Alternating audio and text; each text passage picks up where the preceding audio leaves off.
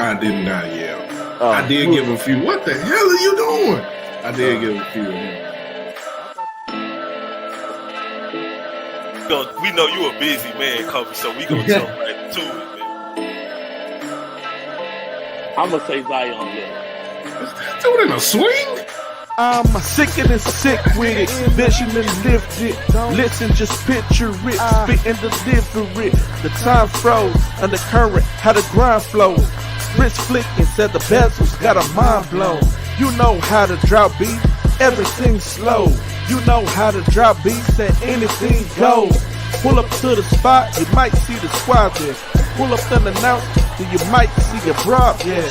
It's just seconds remaining, and I got the rock for the win while you're watching the shot clock.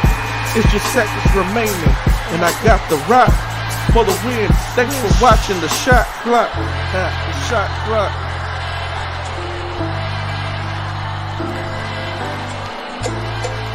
You catch the shot clock every Sunday from 7 p.m. to 9 p.m.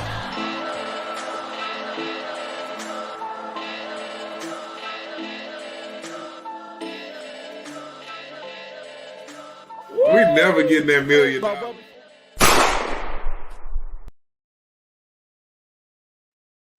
Man, don't ever tell me push the button. Hey, what's going on, man? Everybody, G-Day Hoop Scout, Rob C, the bully, and we got G-Dot, the unicorn visionary. It's good to be here, man.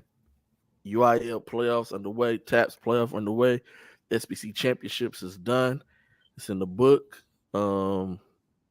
We just seen middle school championships this weekend. That was really good. Shout out to Manville Wolverines. That's the middle school. They won 7A last year. This year they won 8A. And I'm talking about when you look at their lineup, you swear you watching the JV team play against other 8th graders. Them boys, they tough. They nice, man. Shout out to them. Shout out to Dickinson too. Dickinson Middle School made it to the championship game. They got a guard over there, really nice. Strapped up. Got to watch some other kids. It's a 7th grader that's at Ross Sterling in Humble. He was hurt. He still played today. But I'm talking about super strapped up, swagged out. Hey, that dude can go. Got to put some eyes on some kids I never seen before. That can hoop. They was telling some of them tell me where they play for, who they playing with. And I told them I'll definitely make sure to check y'all out at the John Lucas All-Star weekend, which is May 1st through the 3rd, the same weekend as UIL Regionals. So I'll be splitting time between both of those. Yeah, man, that was my weekend, man. How was y'all weekend, man?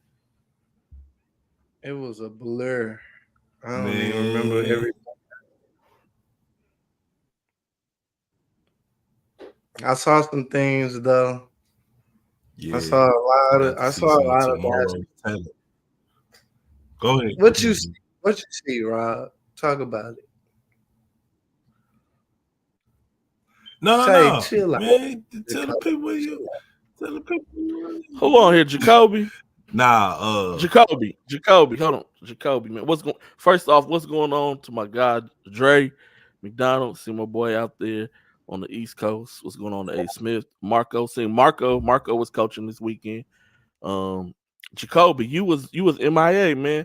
I tried to put you on game. Hey, PSA to everybody. Middle school championships is where you need to be if you are a private school. Trust me, it's where you need to be. Jacoby out here hiding them PED allegations. The David Carr out here, Derek Carr, whatever Carr he had at quarterback, he couldn't show up to the middle school G-Day. He on 2-game suspension. Hey, he missing not though. He missing not because it was Thornton Middle School. Got all them kids over there right in his area. And his ass was nowhere to be found. You know what I'm saying? Bowie right in his area. Their 7th grade team is really good. Yeah, okay, They no. the And seventh grade championship that's why team, your they ass won gonna by have a 40. long season next year. All them You're kids gonna feed be into talking about some, Travis. man. Well, I can't get none of them kids because your ass All don't them be out here 40 working. kids, yeah. Naysayer. Hey man, it was a lot. It was some Fort Bend teams out that was there that was hooping. Stacked up. I'm gonna just give y'all a couple of these got to names. see baby. Man, Got to see quick. baby Atascocita to play. Manville, yeah. future Manville is bright. Yeah. South Houston got some freshmen coming in. That's gonna be good. Franzwood got another freshman coming in. He put on a show today against Manville. By himself. See, I ain't get to see it today. Yeah, man. I like that kid, man.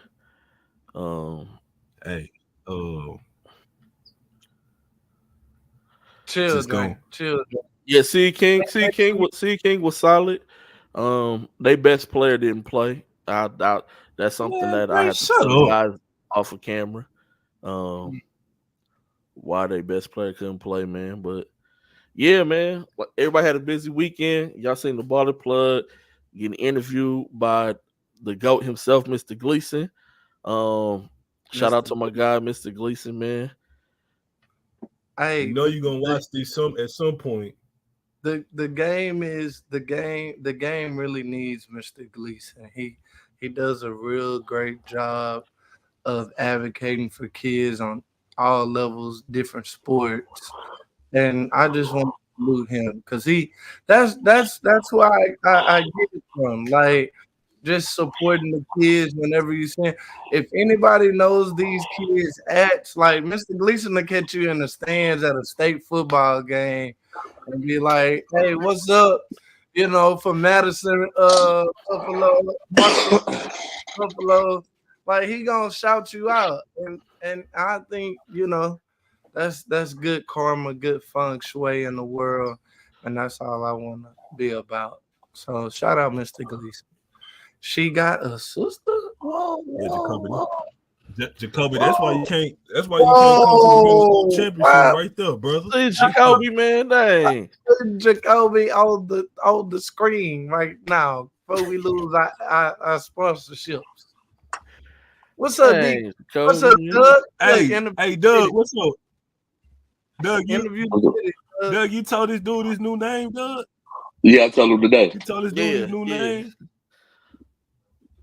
Hey, you're muted, bro. You're muted. You're on mute. Northside. You're on mute. Northside, GG. Northside, you're muted. GG. What's up, baby?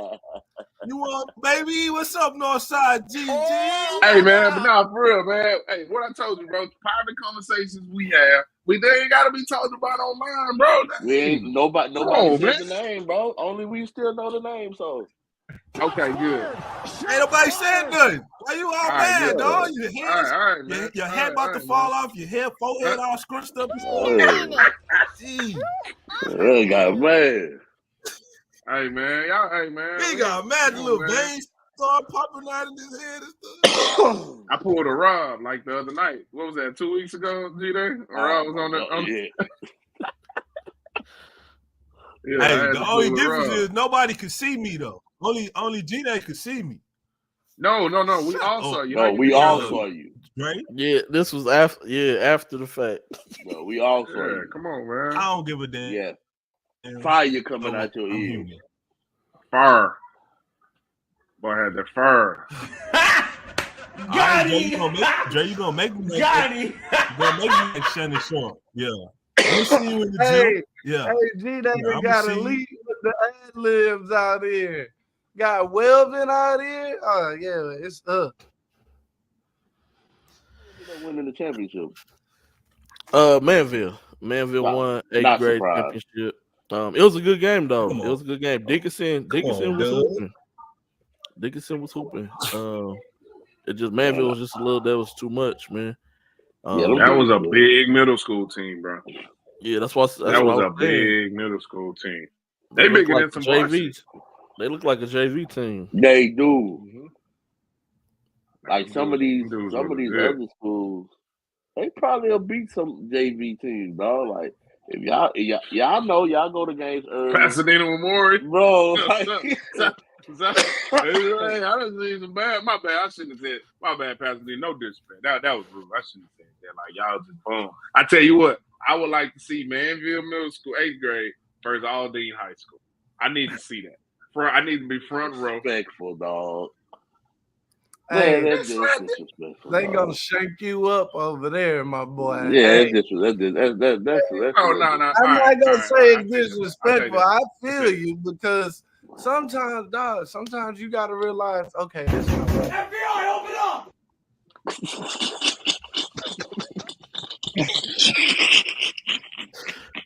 That's how they gonna be at King House. Hey man, look. Hey, I apologize, man. That was kind of rude. If I was on that team, I'd be mad. I'd be mad at me. So my bad. That was out of pocket. Hey, can you take this off? Wait, hold on.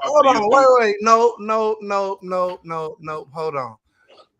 If you was on that team, you'd be mad at somebody else for acknowledging the fact that you're not good enough than a middle schooler that plays basketball? No, man. Look, no. But you know what though? Honestly, no. But you know what though?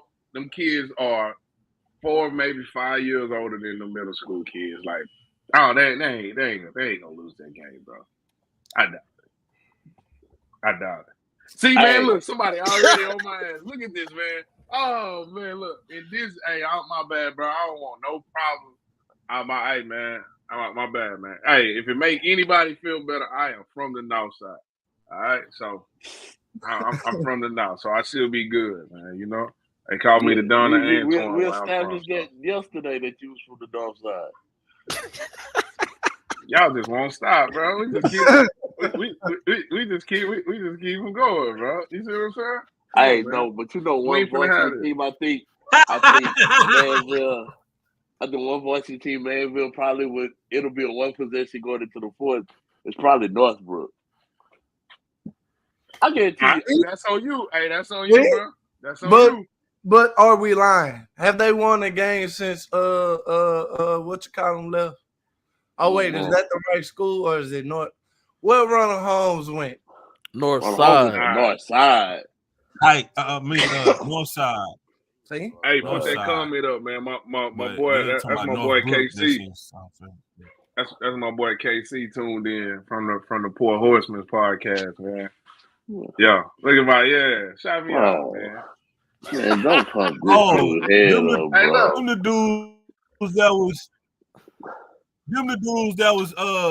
dudes that was asking about the top 10 in the 2000s basketball.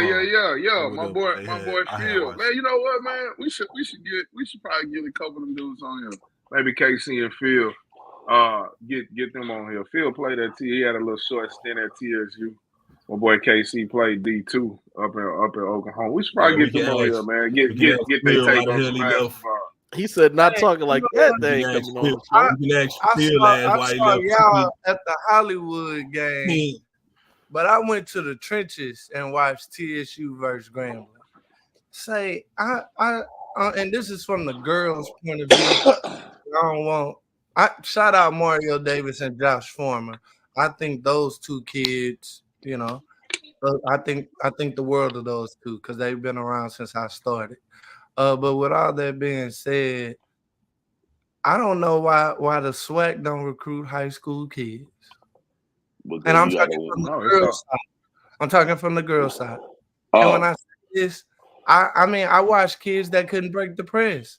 So you might as well go get you a high school kid instead of going to go get a transfer portal kid. They're gonna play just what I'm saying is the talent level is just as equal. But you might get 2 extra more years with good development out of that kid per se. Like I just don't get not at first I used to get the philosophy you want to get old in the SWAC or whatever. But I'm not. Matter of fact, TSU is a freshman from Duncanville. Of course, she's a tall post player, and usually, if you're not really, really good as a tall post player, you fall to the SWAC. That's just the nature of the game on the girls' side. But she almost had a double-double yesterday. Yeah, she raw, Yeah, can you depend on her night in and night out? Maybe not. You can't depend on these portal kids night in and night out. So that's all I wanted to say. And I'm gonna get off that rant because I know we got a long show ahead and we got some great guests. My bad, G. We do. We got our first guest of the night, man. Coach Clark from Willis High School, man. Coach Clark, what's going on, man? How you doing, man? Fellas, can y'all hear me? Yeah, man, we hear us too, Coach. No, we can hear you, Coach, man. Oh, my bad. I'm trying to hear y'all, man. I'm trying to hear y'all. Work this technology stuff, man. Everybody good? Yes, sir, man. How you doing, Coach? Good, man. Man, I'm good, man. I appreciate y'all fellas having me on the show, man. Yes, I got a lot of respect for y'all for what y'all doing in the Houston basketball community, man, giving guys platforms, giving these athletes platforms to be seen and recognized, man. So salute to y'all fellas, man. Hey, man, I know. Hey, we appreciate that, man. You might be the first guest gave us a compliment, man. You know? Hey, I appreciate that. For sure. Yeah. Coach, man, just this season, y'all in the playoffs, 20 wins. Just talk about the ebbs and flows, the ups and downs of the season. We're gonna get into we're not gonna talk about the matchups. You know, we don't want people to pick your brain, but just the ebbs and flows of the season, man. Just give us a little spiel, man. Man, of course, man, it's been ups and downs. You know, that's just how the season goes, man. It's a marathon, it's not a sprint. Main thing is to just try to keep the young man focused every day at practice, in the hallways. And then our little situation at Willis was a little bit different this year with some adverse situations. But, man, I'm just proud of the kids. Just keep fighting every day, showing up every day, believing in what we've been trying to build for the past 3 years since I've been here, and just having a vision of just trying to put Willis basketball on the map. That's the first thing I told him, man, because when I got out there, I didn't even know where Willis was at. But now, you know, we're starting to get guys on the map and got some good young guys coming up with some talent. And just trying to bring, you know, with Willis being a community, and y'all guys know, I mean, I feel like Houston basketball is big on communities, man, whether we was from A-Leaf, the north side, and, you know, we're trying to bring that back.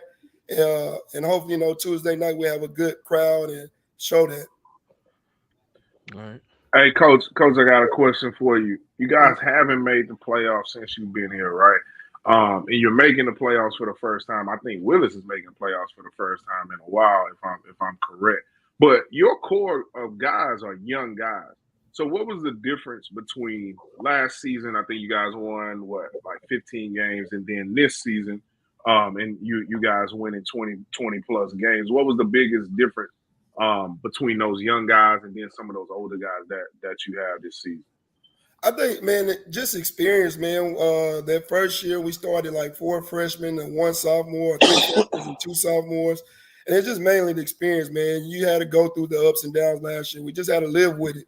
But in the offseason, just watching film, understanding where we were trying to head to for as where we want to be in the playoffs the next year, just getting in the weight room, getting strong. Because I think that's the main thing with young players.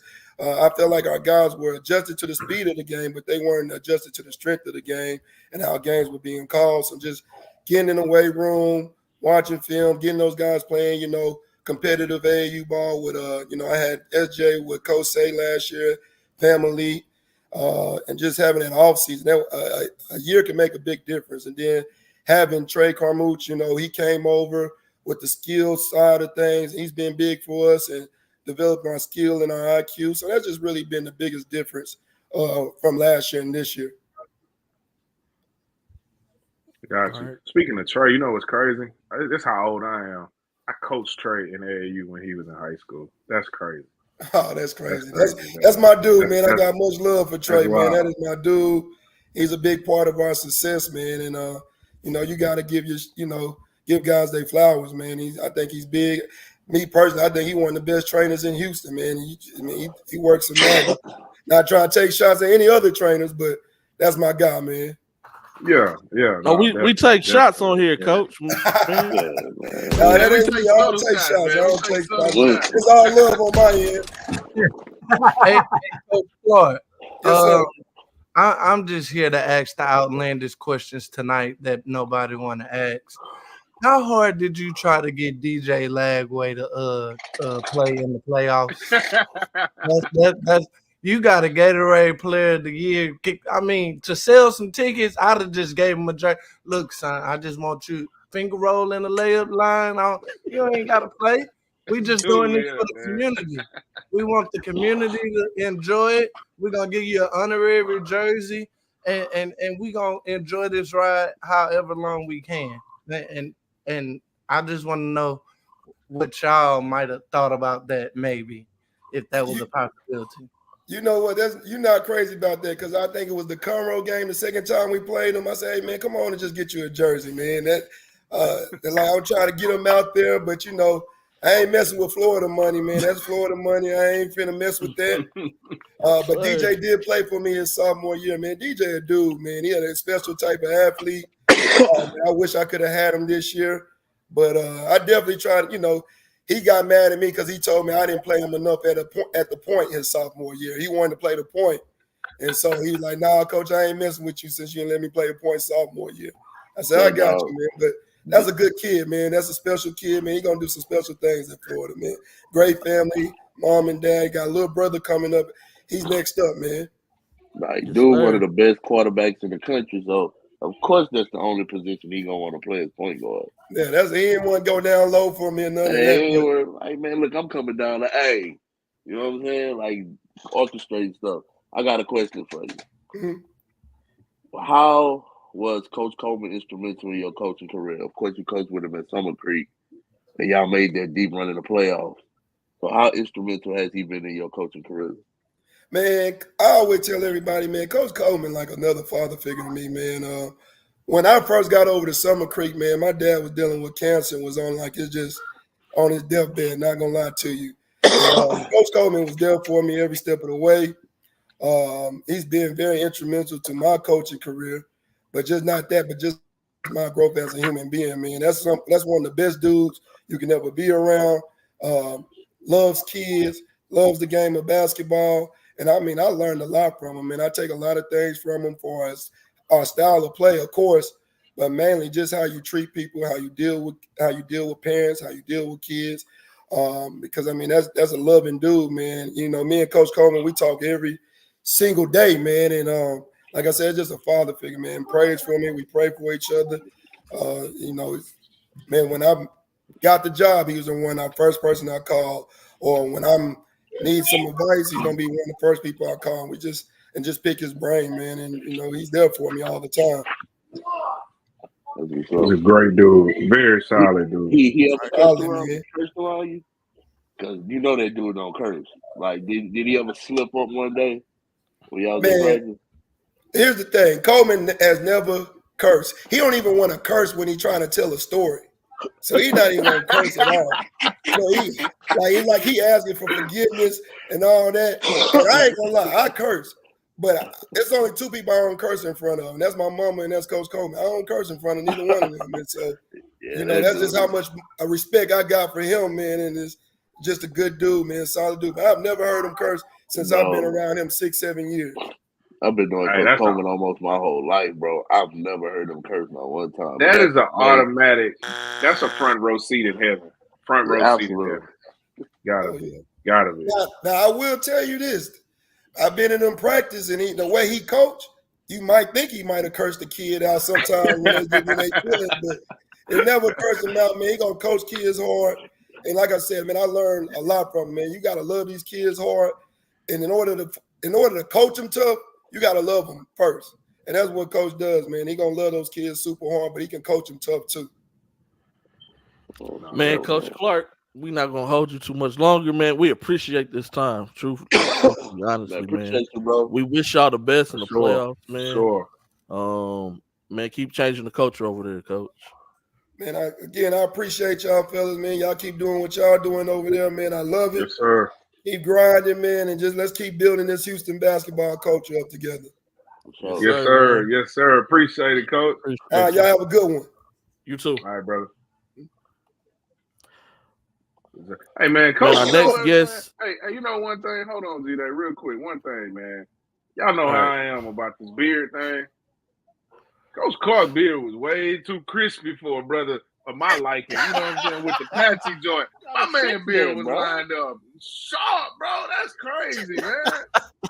Coach B, I'm glad you ain't coming over here with no crazy big beard, bro, because I ain't gonna lie, man. Hey, come on, Rob, my man. dudes, man. What's going on, fellas? Hey, Coach Burrell, what's going on, man? Coach Burrell, man, 20 wins. Congrats, man. Playoffs, congrats, man. How does that feel, Coach? How does it feel? Whew, man, it's like some weight off your back, man. You've been trying to get there ever since I took the job over. That's one of the things I promised. And to finally get there, man, it's just like a load off your back, man. Excited. Okay.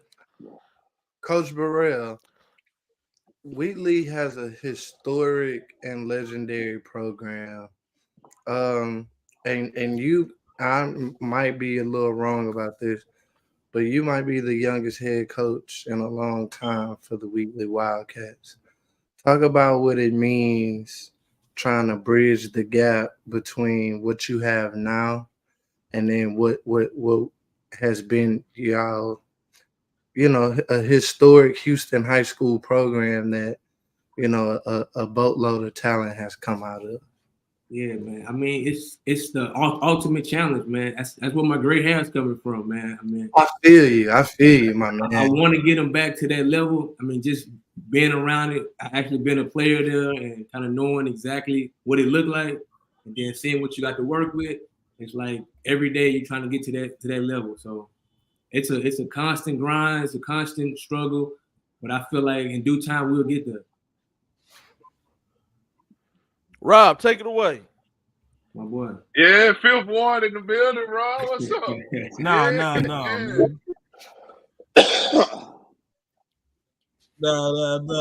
No, actually, now Rob always sing your praises, Coach, man. Shout out now to you my want to boy, act all camera shot, man. Look at man. My boy, man. No, it's my childhood friend, man. How it feel to bring like G-Dot just asked this question. Dang, Rob, but like the resurgence of Wheatley, like you took them to state, and then they were stagnant for a while. On your third year with a 20-win season, like what does that do for the community again for Wheatley to be on the map again? Oh my God, bro! What is going on? You back? We heard you, man. We heard you, Rob. You got it. No, that's the biggest part, man. The community, man. Being a part of Fifth Ward, walking those same streets that I was when I was a young man. Talking to some of my old teammates, getting some of those people to come back to the game. That's the excitement I was looking for, man. So, going to this playoff, I feel like we're gonna start bringing that crowd back. We bringing that style of play back. So that's the biggest part for me, man. The community stakeholders coming together, having that pride to be from Fifth Ward, and just doing something positive. So that's what I'm here for, man. I'm excited about it. Coach B, man, when you first got the job, I was excited because as a former young coach, right, I was always felt like young guys deserve opportunities that they really don't get, because some dudes just don't leave, and then nothing against anybody, but some dudes just have jobs they just don't leave. As a young coach at your alma mater, what pressure did you feel? Because I know if I were to walk back into my high school that was kind of in a drought, and I'm young, a lot of people might not have wanted me to be the hire. You know how that is with in this industry. But what kind of pressure did you have? What kind of pressure did you feel on yourself to be successful? My son is losing his mind in the living room. Give me 1 second. Well, to answer that question, man, I would say getting that job, it's only few coaching jobs where you feel like the coach can actually get fired. And Wheatley is one of them. So, as you know, we go through a lot of coaching changes. So that's number one pressure. Number two, when I got the job, they told me, man, Wheatley is rock bottom. Like this is the lowest it's ever been.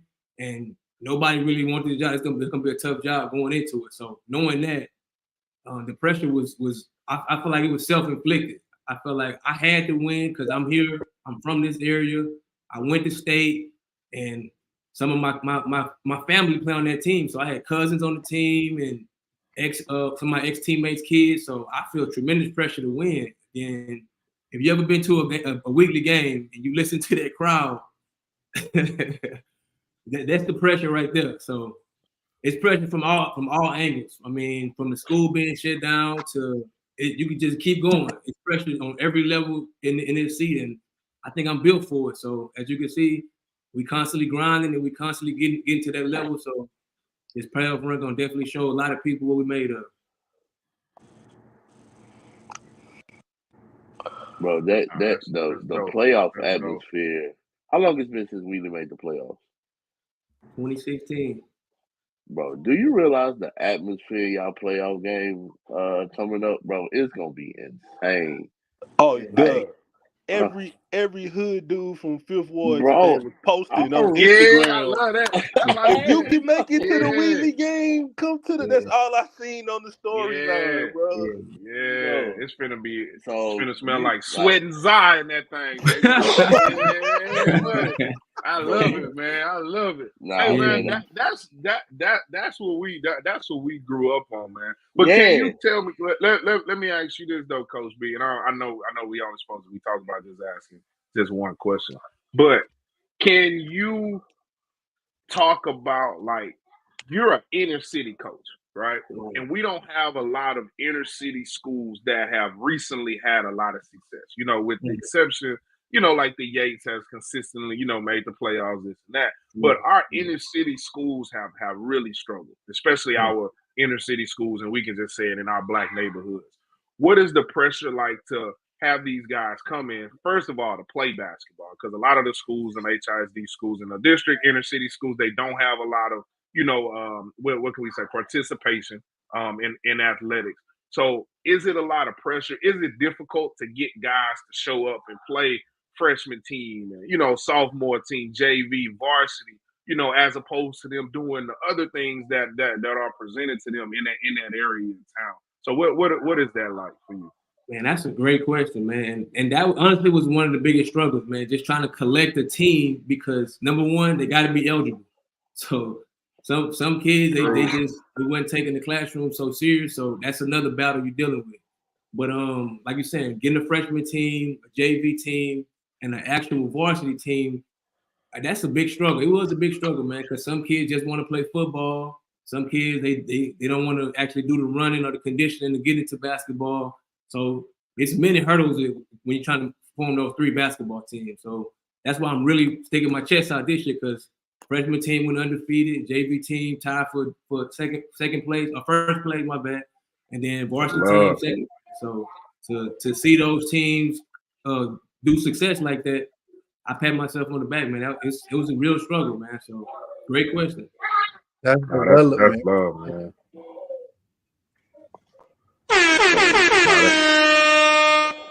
Boy, got the horns, baby. Boy, got the horns. Yes, man, that's big. That's big. Man, Coach Burrell, man, we appreciate you for just taking this time out, man.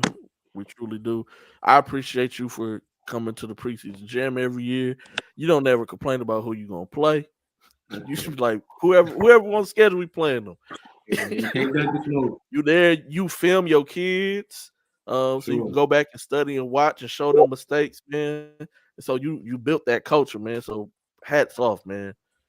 Appreciate it, man. And I want to thank all y'all, man. I love this platform. Keep doing what y'all doing. I'm locked in every week. See what y'all doing. We need this, man. This is really good for the culture, and I appreciate y'all for having me, man. No problem. We appreciate you, man. We definitely behind you, man. You got my support. You my favorite Fifth Ward dude, man. I want to tell you that now. You know, Rob, me and Rob up and down, but you my favorite Fifth Ward dude, man. So I'm gonna give you that. But nah, seriously, bro, you're doing a fantastic job over there. I love what you're doing. Just keep it up, man. You deserve all the success that you get. Appreciate it, man. My dog. Hey, can I give a shout out to my assistant coaches before we get out? Can I give a shout out to my assistant coaches, man? Oh yeah. Yeah, man. Dwayne Rogers, Legend Training, Marcus Elder, those guys held me down all year, and I appreciate them. Nah, for sure. Yo, man. Shout out to them guys, man. Shout out to those guys. The only guy that can get Dwayne Rogers to not yell a lot is that guy's a Hold on, wait. Which Dwayne Rogers? Junior. Little Dwayne. Little Dwayne. Yeah. Oh, yo, he be wilding, boy. He Yeah. They're like his dad. Hey, man, here go the mastermind right here. This is what I call it. Yes, sir. Mastermind right here, man. This dude right here. Sir. Yes, sir. What up, Coach? Coach Watson, can you hear us? Coach Watson got that Robert Carroll Wi-Fi over there. Yeah. Y'all boys Coach got the Watson. Metro joint. Oh, Man, froze up. We gotta bring Coach Frank back on. Come on. You good, Coach? I can't hear y'all. Hello? I hear you. Oh, we got you now. All right. Yeah. I got to turn this heat off. Who froze? Oh, what's going on? Coach Watson, can you hear us?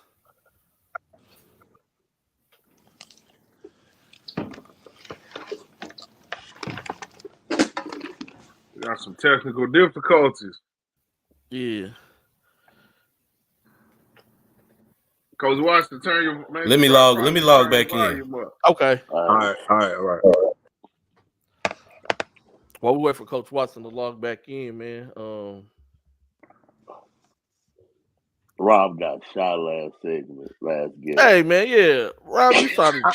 Well, I never seen you smile that big, man. Ain't nobody my best friend on the show, man. No, so first of all, let me say this. Rob ran into the segment like this. No. There you go, Gary. You gonna join? Gary, I'm supposed to have at least one friend on this freaking show. You gonna join in with these? I was quiet. Neanderthals. Hey, you put it clear right now. That's all I was worried about. Well, I couldn't hear myself first of all because my computer was tripping. And then you spazzed out too. God dang it, man! I couldn't hear myself, bro. It was like a 20-second delay. But no, let me say this. With these fixes in there. If it was anybody to get the resurgence of Wheelie, man, I'm glad it was Burrell. That dude been the same since we was 12 years old. Like you can always count on him to be who he said he gonna be and do what he said he gonna do, and that's big. Like accountability is big, and not what coming from where we all come from. And Burrell ain't never snake nobody, ain't never did nothing wrong to nobody, man. He earned everything he got. You know what I'm saying? So. To see the turnaround to see the turnaround that he made in year 3, it was amazing, man. You know what I'm saying? So, bro, I was there when he beat Yates for the first time. Bro, it was crazy. Yo, where'd she come from? That's crazy. Now we just gotta beat Mickey Leland. Mickey Out of Leland. nowhere. That's crazy. Hey, does Wheatley play on Monday or Tuesday? They play Tuesday, I believe. I think that's the only like sweep the district that they playing against, bro. The Yates district. So the only Oh, my bad, Doug. What you said? No. King? No. You said they play too. Oh, okay. They play on Tuesday. Yeah. All right. Coach Burrell said they play Tuesday. Yeah, it's a couple of games on Monday. Yeah. I'm gonna go to I'm sure we're gonna talk about that later, right? The game, so I don't want to give that away. Yeah. My bad. Hey, I'm picking up what you're putting down, dog. Picking up what you're putting down. I got you, man. We still got 5 minutes to spare. Middle school championship. Let's go ahead and run that bump then, G. Oh yeah. My bad. Got 5 minutes to spare. Do I need to preview the intro or do Nope, we rolling. What's up, y'all? Hey, this is Coach Page here. If you don't know me, my name is Coach Page. You can call me Darian, but some like to call me Coach Page. I've been coaching girls basketball for a long time, and I just got to see a great game between Seven Lakes and Jersey Village. For y'all who don't know, Seven Lakes has some in my eyes, have some good bigs on their team where I feel like they work like guards, they move like guards, but they still handle that low post area very well. Now, Jersey Village, they don't have as much size, but they do have some guards around the perimeter that don't mind attacking the basket. They could get to the basket and also hit an open three-pointer if you leave them wide open. The game was very good, intense, but hey, Seven Lakes came out with the win. Shout out. We got guest recaps. Yeah, not a guest. That's staff. That's official. Yeah, that's a official staff. beat. That's a staff worker. BSA staff right there. That's for the unicorn side. We just want to introduce the world. Yeah, that's the lady who be writing all the Stop writing long articles, man. Yeah, she been writing. Yeah, she been writing articles on the girl side. We've been publishing. Man, why y'all ain't tell me, man? Why wouldn't you tell you what? It's on Twitter, man. Post it. And also, man, I don't be looking at my phone like that. We've been receiving a lot of feedback about doing a girl shot 30 clock too, and so, kind of like a little introduction, man. We growing, man. That's all. That's all it means. That means we doing good things. We doing good things because we growing. Hey, who the girl side version of me? On the court or as a media on the media person, like tall, attractive. This nigga said you know what I'm saying? Yeah, I knew it. You know what I'm saying? Like, nigga said tall, dude. He started out with some bullshit. Nigga said tall. Bro, I'm not tall. Wow. You're some Nike up tempos taller than me, bro. Like, what are you talking about? This would be you. I don't know who that is, but this seems disrespectful. Who is this? Devereaux. I'm gonna put it in the chat. Oh, a few moments later. First name way too long. She's the hoop. I'm gonna say he tall.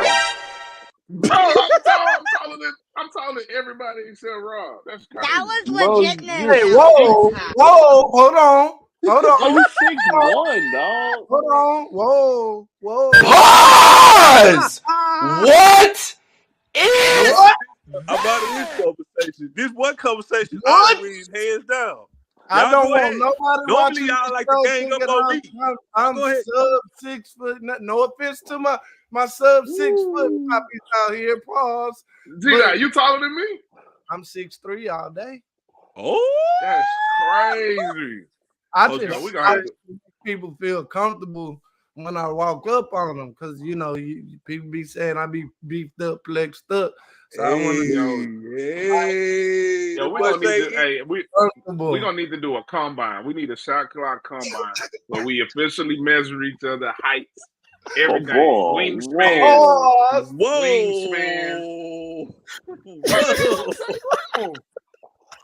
Pause! You almost took the job off bro. Y'all are so immature, bro. What did I say? I said we're gonna measure each other's heights. It was the wingspan after we gotta measure. Hey, he almost didn't say height, duh. I was waiting. Bro, you gotta let that thing go, dog. Yeah, I was. Bro, I'm off y'all, man. Bro. Yo, let me know. Let me know when Coach Watson get back. Coach Watson say back. Because y'all, boy, y'all. Oh, DK, you okay? You all right, D? You want to go lay down? It's crazy. The mastermind is here, man. Hey, man, I think I'm good now. Can y'all hear me? Yeah, sir. We can hear you. I got to throw that other laptop away, man. Hey, multiple laptops is a multiple laptops. Flex, that means you getting it flex. done. Yeah, that's a flex. That's a big flex, bro. It depends on how much the laptop costs. I ain't gonna brag on that. Coach Watson, could you do me a favor? Could you come back on at 8:30? Yeah. All right, appreciate. We got a lineup, man. I appreciate that was the preview. That was the preview. Yeah, Coach Yeah. Watson. All right. All y'all South Houston people All come right. back. Coach Watson will be back. No, yeah, All right. no, they can stay on. Stay Oh, on. for sure. I'm South Houston people stay on. Our next guest, Coach Irvin Coates. There you What's go. going on, man? Yeah. My boy back. How y'all doing, fellas? How y'all What doing? up, Coach? Hey man, I What's want up, to say this man? first of all. If we had the story of the tortoise and the hare, this guy is the face of that because it don't matter how they start out, they don't miss in the second half of the season, brother. Oh. Hey, you know what? I said that at the Texas Invitational. No offense, Coach. I was like, "Whoo!" But Yeah, I it kinda know. was. And then all of a sudden, holidays came and y'all started clicking. And I was Hey, like, oh, okay. yeah, All right. I ain't gonna lie. I said the same thing because I was there when they played South Fair. I was like, I don't know I went about watch this them shit. against Dickinson, and they played Dickinson. It was I was like, hey. Then I thought about it. I was like, oh hell, they did the same shit last year. They'll be fine. Yeah. Hey, but let's do this. That's the first question. What changed for you guys in the second half of the season in that Great district? question. And Great. even because it was the second half of the season and it was the second half of district as well. So what changed for you guys? What was the difference? I'll tell you what. I was telling my friend the other day. I wish I could be better at the beginning of the year. You know what I'm saying? But like, I think I'm pretty good. But then you know how this thing is, man. It just takes time to develop. And I always tell my guys, I really don't care about. I do, but I don't. I don't care about anything until the start of district. You know what I'm saying? Like we're gonna roll, we're gonna play, we're gonna win some games, we're gonna lose some games. But the best teams want to be, you know how it is. The best teams want to be moving about this time, man. And I stress that to my guys and try to keep a positive mindset the whole way through. I know, trust me, I know guys saw me at the beginning of the year and thought X, Y, Z. I know because I felt it too a little bit. And then, you get text messages from people. You know, they send me the eye. There's certain things throughout the year that I don't forget. And someone sent me the eyes emoji, like what's going on? Like what's going on with the squad? And I just told him, I said, hey man, I just run the race. You know what I'm saying? And I have my team. I just say, hey, we're just gonna run the race, fellas. And then at the end of the year, then if they want to talk, then they can talk. And you know what I'm saying? So like, I just kind of just run the race. But I will say a few things. I think one, I think our culture is pretty strong in the locker room. We don't have a whole lot of like I told you guys this last year with guys missing practice or showing up late. And I think throughout the course of the year, you know what I'm saying? At the beginning of the year, everybody can do it. Every team is doing it. Throughout the course of the year, you're gonna have your fair share of issues, and we did too. But I thought we stayed the course. I'll tell you one of the main things. I got one of my guys back who was a football guy. I'm not even gonna lie about that. Like I got him back, and he kind of changed the whole complexion of the team for sure. Those football guys bring toughness that some of those other guys don't have. But you see it a lot, like especially with a team like Dickinson. Dickinson always misses their guys in the first game of the season. What has Brendan Webb meant for your program? Like, I think he's one of the most underrated kids in the city. Yes, but I'm talking to my girls real quick. Yes, baby, that's your lemonade. That's your lemonade. Man, he's a ball player, man. I had a tweet a while back that said he's one of those ones that's the last one in the gym. He's always in the gym. And to be honest, I just left the gym with him. You know what I'm saying? He's in there. He's in there 2-3 hours, and so he's just one of those guys that just brings a lot of composure to our squad. He has real basketball game. We're still working on the toughness factor and all that other stuff, but the basketball game, the IQ, I can put him from the 1 through the 4 spot. You know what I'm saying? And he knows it. He'll look at me and say, what am I supposed to do from the 4? And I'll just tell him on the fly. And then he'll do it. You know what I'm saying? He's that type of young man, and definitely blessed to have him.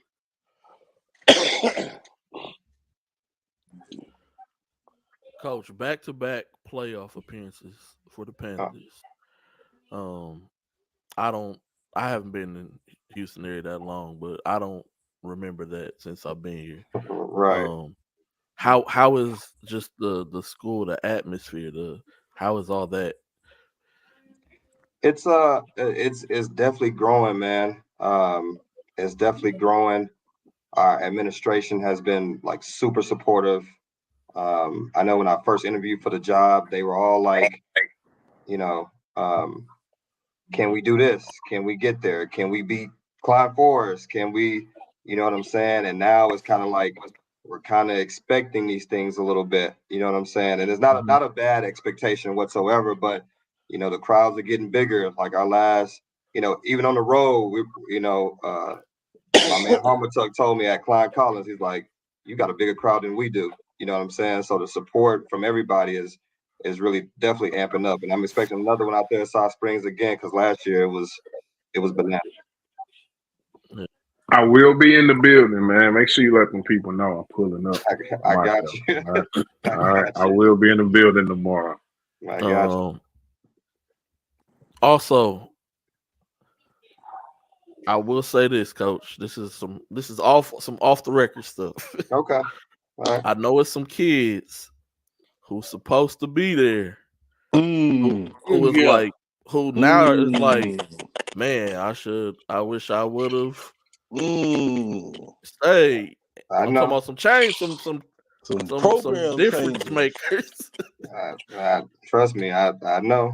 I don't know who you guys are talking about per se, but seriously, like I don't. But you hear so much rumblings, man. And to be honest with you, you know how it is, man. You coach the guys that just walk into your gym, you know. And you know, Brennan Webb was one of those guys that went on ahead and came through. You know what I'm saying? Now he is on us, you know, the whole nine. But year in and year out, man, I'm just gonna coach who's in the gym, man. You know, seriously, like our JV squad, those guys are born and bred Kleino kids. They were 20-3 this year. If no one walks in that door, we're gonna go to work with the guys that we have for sure. Sir, that's good. That's big. You're changing the culture. And it just didn't even start there. I know I said everybody one question, and I'm just going off. It didn't just start there, because even last year, and people may not know this, but you know, you had like an unsigned senior event you kind of did for your kids. Right, yeah. I don't know too many schools doing that for their players. Yeah, man. I plan on doing that again too, man. If I can. Explain that for us. Unsigned senior event. What does that mean? What do you mean? I didn't know anything about this. So what does that imply? Just some coaches that I know from around the way, man. Just Concordia and just Tyler Junior College, Paris Junior College. You know what I'm saying? Just a few guys that I know that they know. I'm gonna try to at least have the best guys in our area. And I try to keep it kind of low key, because you just gotta, you know what I'm saying? But but I definitely want to do it for our side of town, guys that I know, and there was some guys from Pasadena that I invited as well. But man, I gotta get our guys out there. So it's almost like a pro day type deal. Yeah, you the John Calipari of this. You on your Calipari right now. No, buddy. Kentucky was the first ones to do that, man. Bring them execs in like in the beginning before all that stuff started.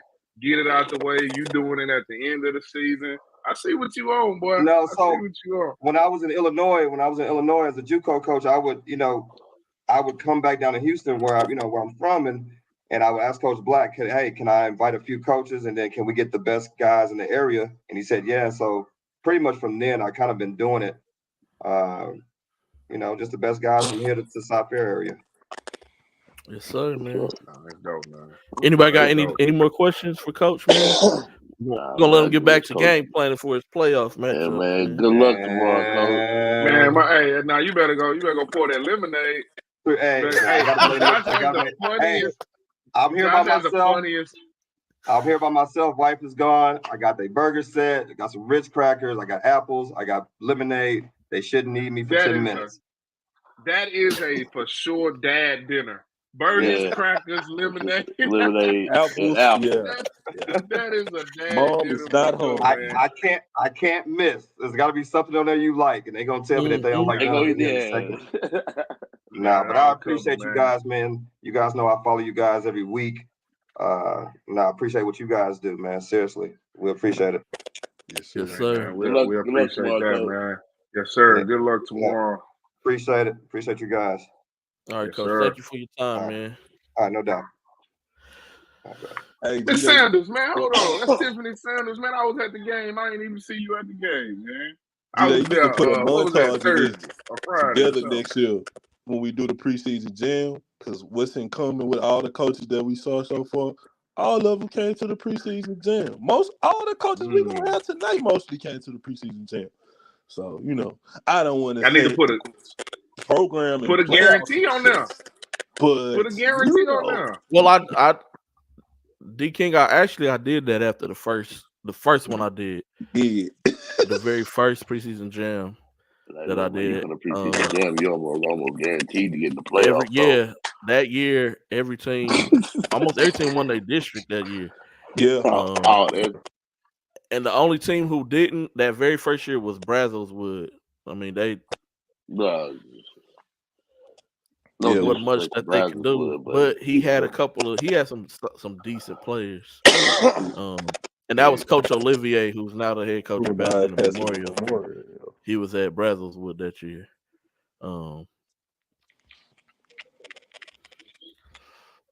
Man, Rob, you good, man? You chopping, boy. You got that Michael 5,000 still over tripping there. on how he spazzed out. Rob, you need you aggravated, man, bro. Doug, this show done changed you, bro. This show really have changed you, bro. Hey, I'm gonna tell you. Man. I know, Rob. I'm gonna go, Rob. Seriously, I'm gonna tell you like this, bro. If I don't come at you, that means I don't care about you, bro. I know.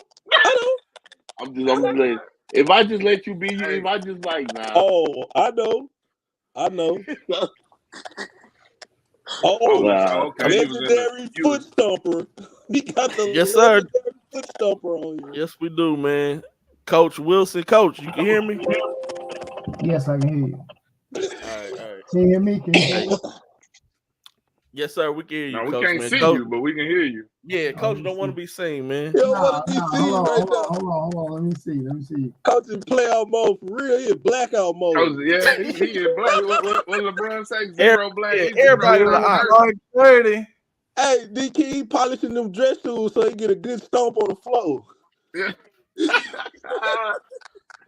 Hey, my man said he don't want to put no film or nothing out there for nobody. Nothing.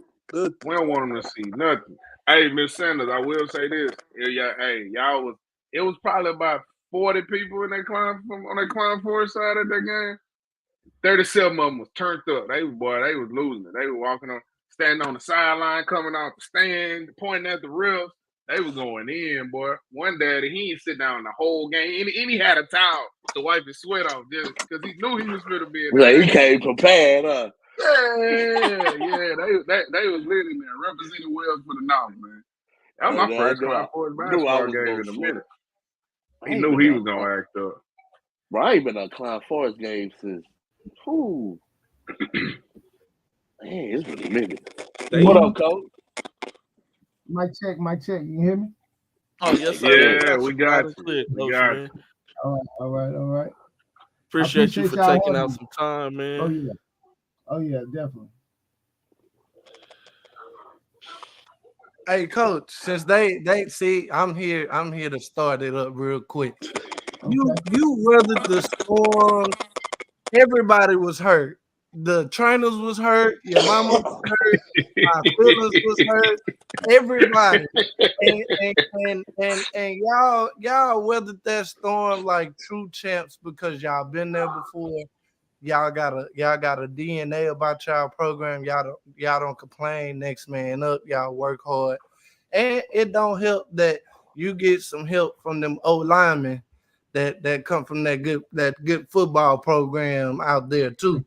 We ain't gonna talk about that, but man, you got the Steam Boy running on all cylinders. You got David Chun running on all cylinders, and nobody want to face y'all in the first round. I talked to several coaches, and they was like, "We want anybody but them." So I mean, that a lot of people would have folded. A lot of people would have packed the season in. Just talk about what you told your kids behind the scenes to help them stay focused. Yeah, it was definitely an unfamiliar territory for the Gator Nation. Gators, definitely, man. We had.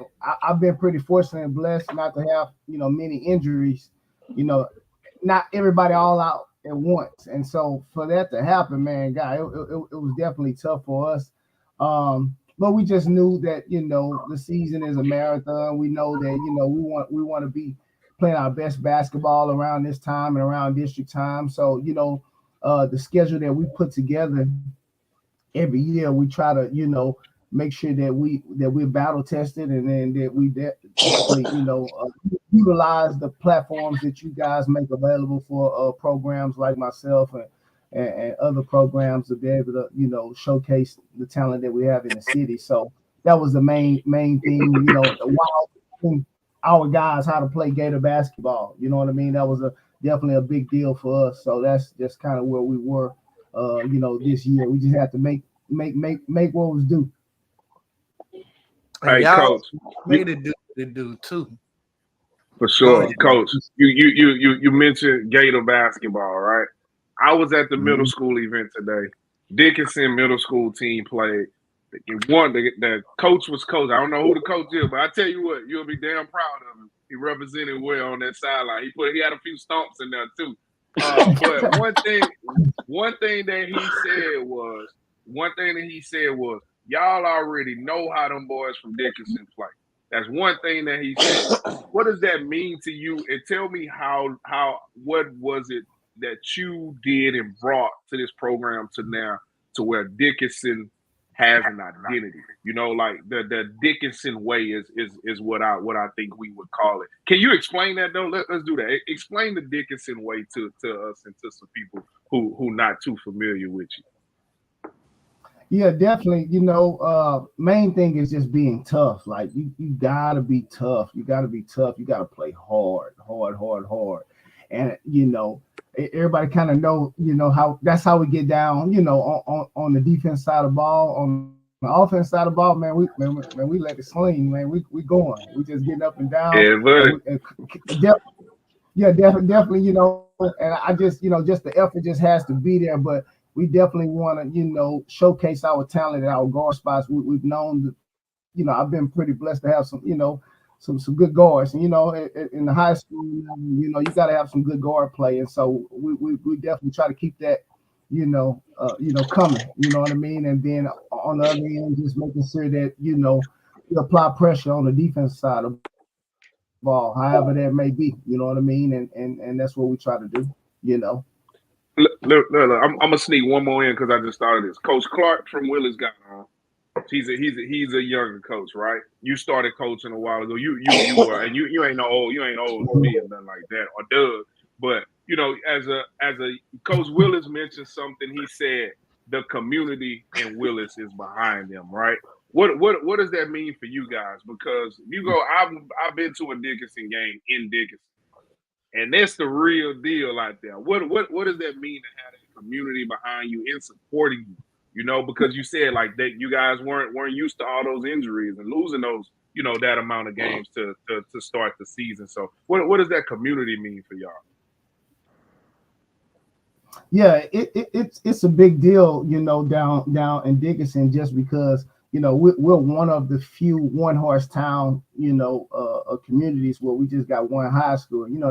That's a good thing for me, you know what I mean? Because everything coming my way, you know what I mean? Whatnot. Yeah. Galveston County, you got Hitchcock and Mark and Texas City. So we always play good basketball down here, but being a 6A school, you know what I mean, with the facilities that we have and everything like that, a enrollment of 30, anywhere between 3,400, that's a lot, you know what I mean, to be able to choose from. So, everybody's Dickinson, everybody's, the community is behind, on Friday nights, the football games, man, it's sold out, you know what I mean, or whatnot, and being able to, follow suit with the basketball. The gyms being packed and everybody, we always outfan everybody wherever we go, even if we're away. You're gonna see more Gator Blue in their stands than our opposing team. So that's just how we roll, man. And you know, we love it. We love it. We definitely bleed blue in Dickinson. Final question before you go, Coach.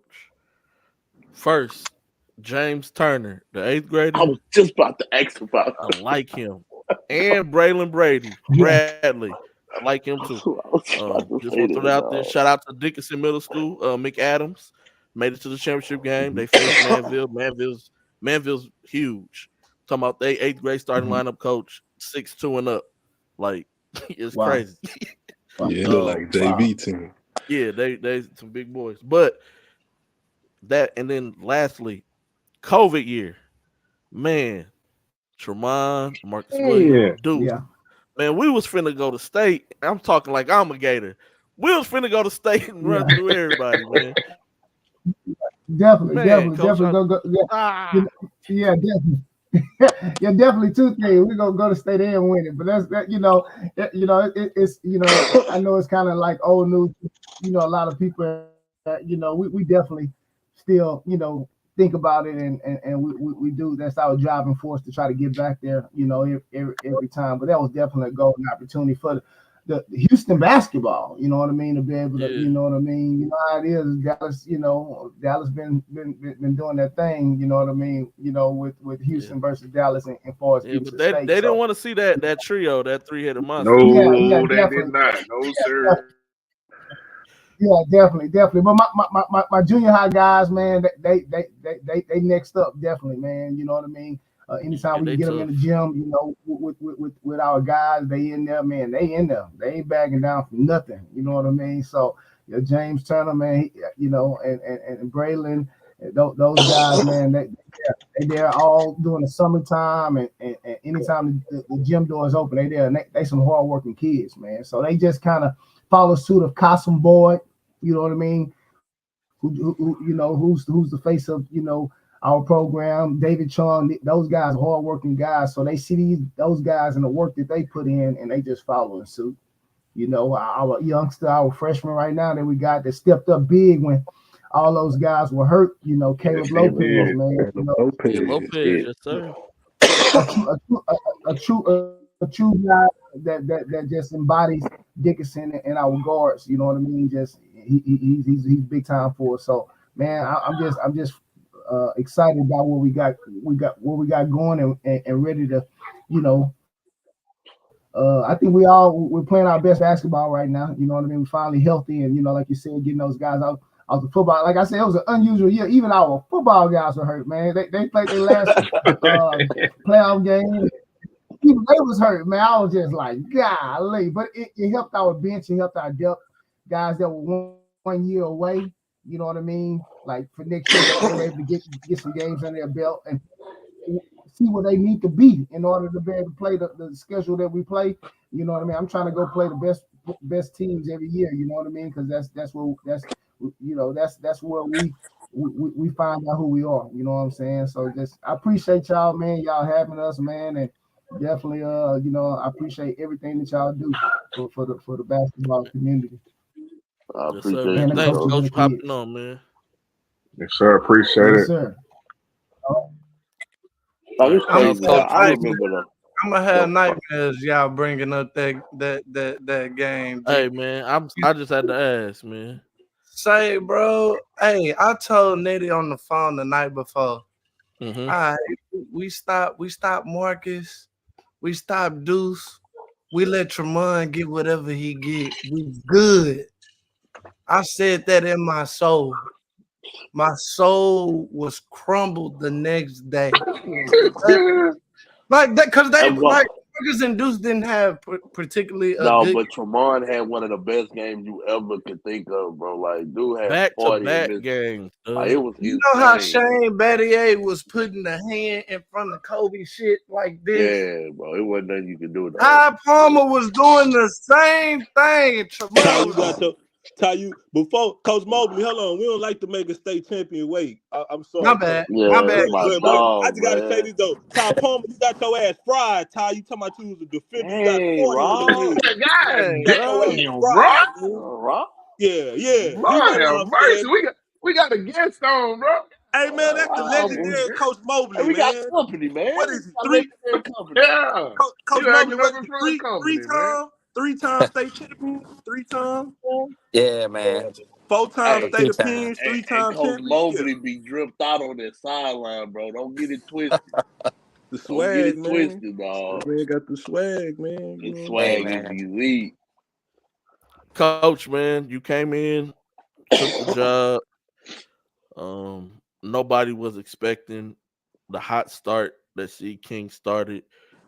And I put that in the article when I wrote about you guys. Um, if anybody besides coaching staff and administration says that, they're lying. Nobody was expecting that. But you came in, you got guys to buy in immediately. You let them know I'm not playing games. This is the way we're gonna get it done. And had a rough start as district, and then second half of district just turned it right back to how you guys started the season off, man. Um, just talk about the ups and downs of the season, man. Man. First of all, man, I appreciate you guys for having me on. Definitely. That's it's definitely a blessing and honor for you guys to have us on right now. But I mean, just the season. I guess it was sort of like you said, ups and downs, man, valleys, peaks, a gift and a curse. I guess I sort of the hot start, I think, was more of a curse for us than a gift. You know what I mean? Not just did you named everybody outside of administration and the coaching staff, but even players, even our players didn't expect, you know what Right? I mean, Yeah. expect for us to be successful and expect some of the things to happen. But, that was just something that I preached all off season.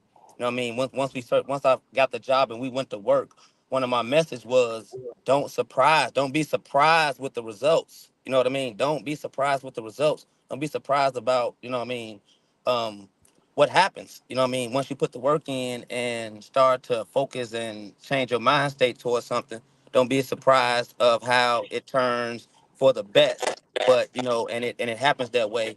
But I think it did sort of hinder some of the guys too, with just how to handle success and how to handle being on the other side of the ball, is what you said. You know what I mean? Some guys were just used to always being behind the 8 ball, so they never knew how to handle it being in front of the 8 ball. And it sort of caught up with us, like you said, around the beginning of the district. Yeah. So before any of these guys go, real quick, I want to say big ups to you, Coach. During fall ball, you hit me up. You said, "Hey, man, I need you to come out. I need you to check out my guys." And when I got there, I was not expecting this. He was like, "Hey, man, anything they want, they can get it from the concession stand." I just never experienced that before, and that was big, man. I just want to throw that out there, man. Oh man, appreciate it. Just to show all these other guys how you treat me, man. That's all. Right.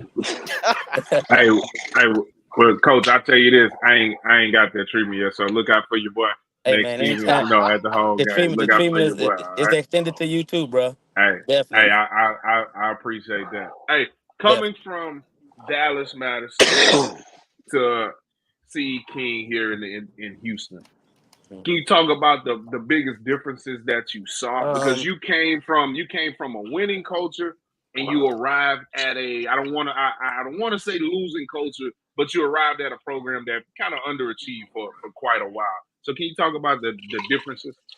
Man, like you said, one of the biggest difference was I was coming from a well-oiled machine. You know what I mean? I was coming from a program that was pretty much in the process of running itself. You know what I mean? It had been established. The culture had been ingrained in the kids, and not just the kids, in the community. You know what I mean? And so coming to see King, the biggest difference was belief. The biggest difference was reputation. You know what I mean? Like at Madison, year in, year out, the kids coming from my feeder patterns already had expectations. The expectations and the understanding was already ingrained in them. They knew what they was coming to. They knew the hard work, they knew the dedication, they knew the commitment that it was gonna take to be successful in this program. I mean, it was something like I sort of want to call it legacy, because it was already out in the community what they was gonna expect coming into this program. And when I got to King, it was the expectations was sort of all over the place. I mean, it was like I wouldn't say the culture was losing, but the culture really wasn't believing in winning. You know, a second class program. You know what I mean? Like they felt like they were supposed to not beat Summer Creek. They were supposed to not beat Beaumont United. They were supposed to not beat Westwood. Like we just here to play and participate. And so my thing was coming to them was, well, man, we're here to work hard and to be right in the mix with all these other teams. You know what I mean? Our expectations are just as high as theirs. And one thing was I wasn't changing anything. The same things I did at Madison and Dallas that got me, that was successful, that had been running this program for years and years and years, I was going to do the same thing. And I wasn't going to change that for nobody. No parents, no players, no administration. This was my blueprint. And so we're going to go by this blueprint and by this blueprint only. And so you either buy in or it's somewhat like a buyout. And you know, it took a while. And so the kids started to buy in, man. And I just, you know, that was just the biggest thing. Just putting in a culture that hadn't already been established there. Yeah. So you brought a culture, right? Mm-hmm. And then you also got a damn good player in Jamar Franklin, right? Came in, left St. Thomas. I'm gonna say this because I've been seeing Jamar since I think maybe he was in the 7th grade.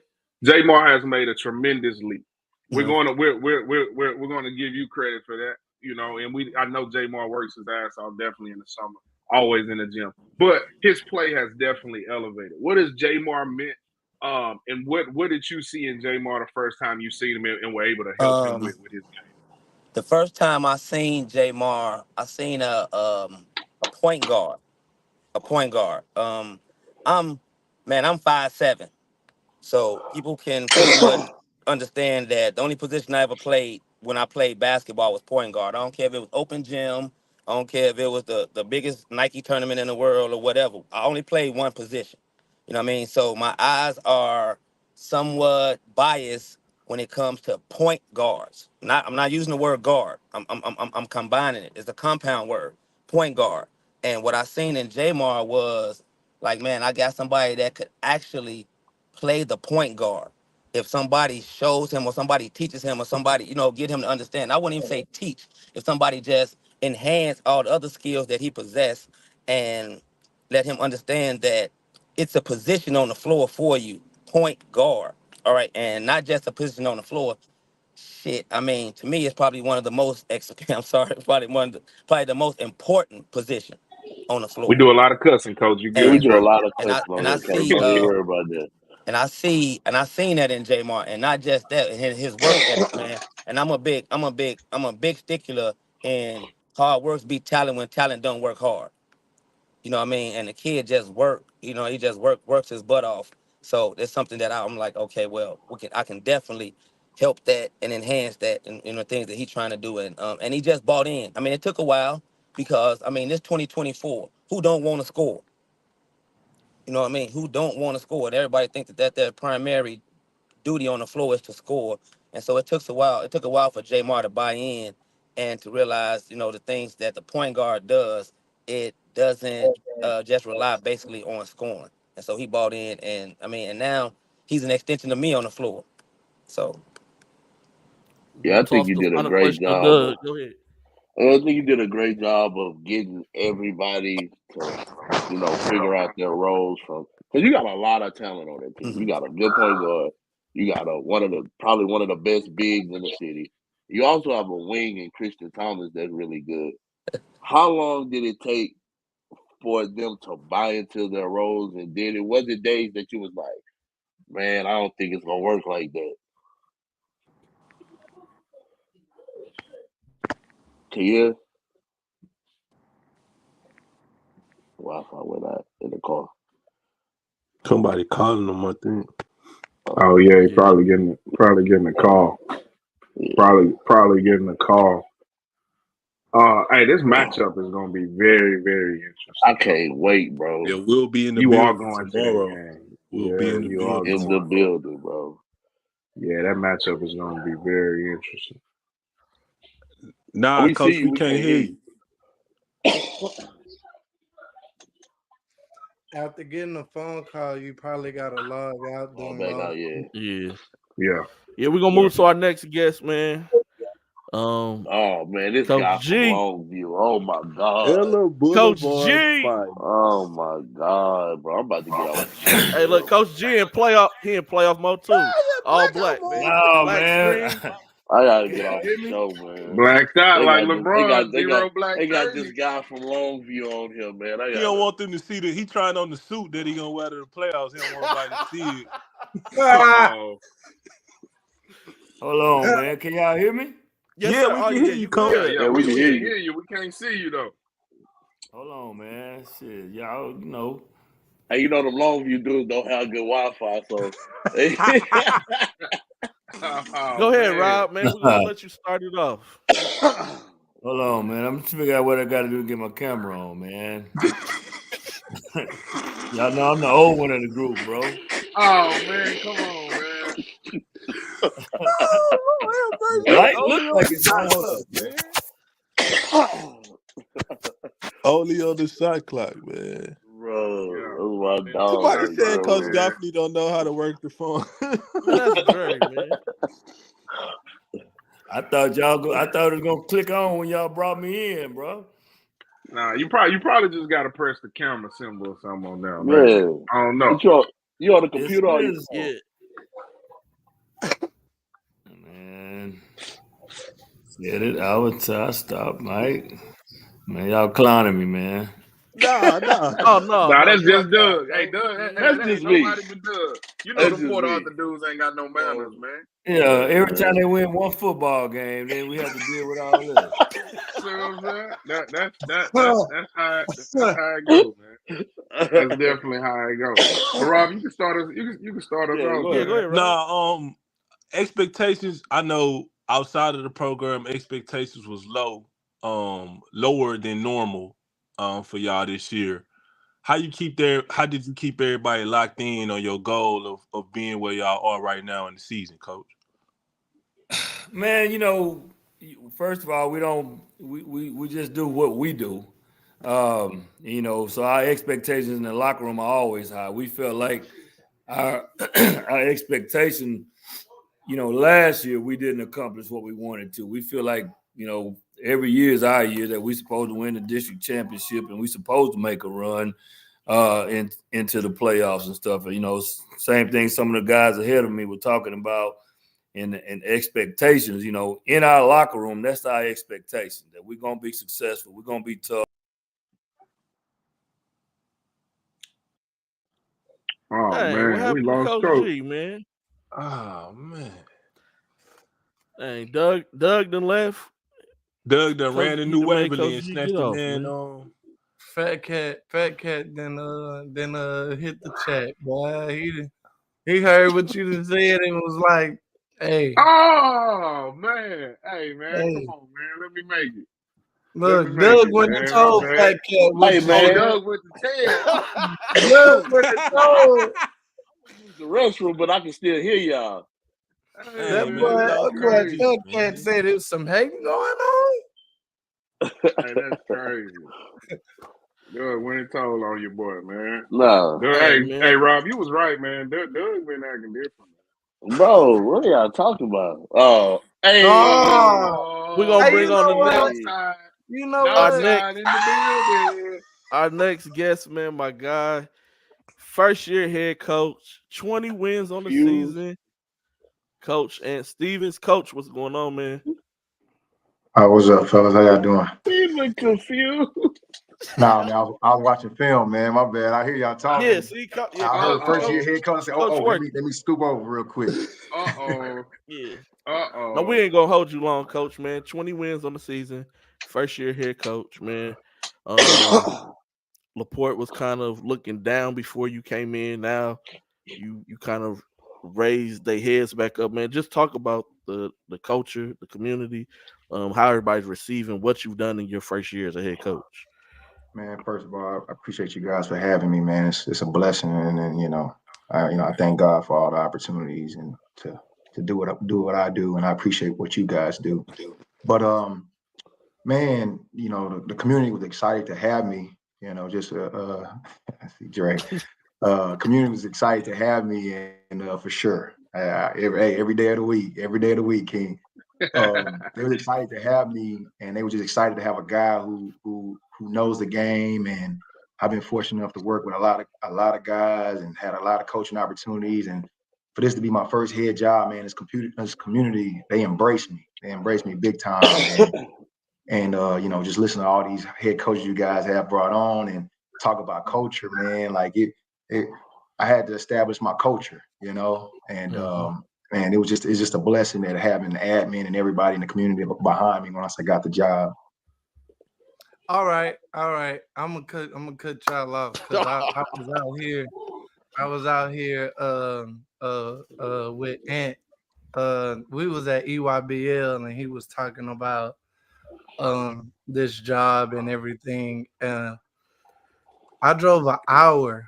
You remember how we was joking on the show from TABC about all the good games was somewhere and if you had to drive an hour? I drove an hour to go see Ant in LaPorte, who I didn't know nothing about.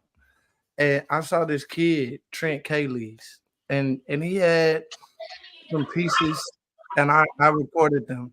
And they were really better than what I could ever imagine what Ant could do, right? And then he got him into the playoffs.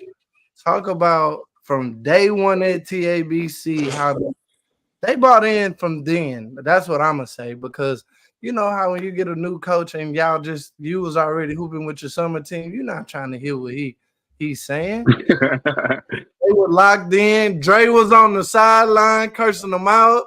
Ant was out here composed. It was a great part.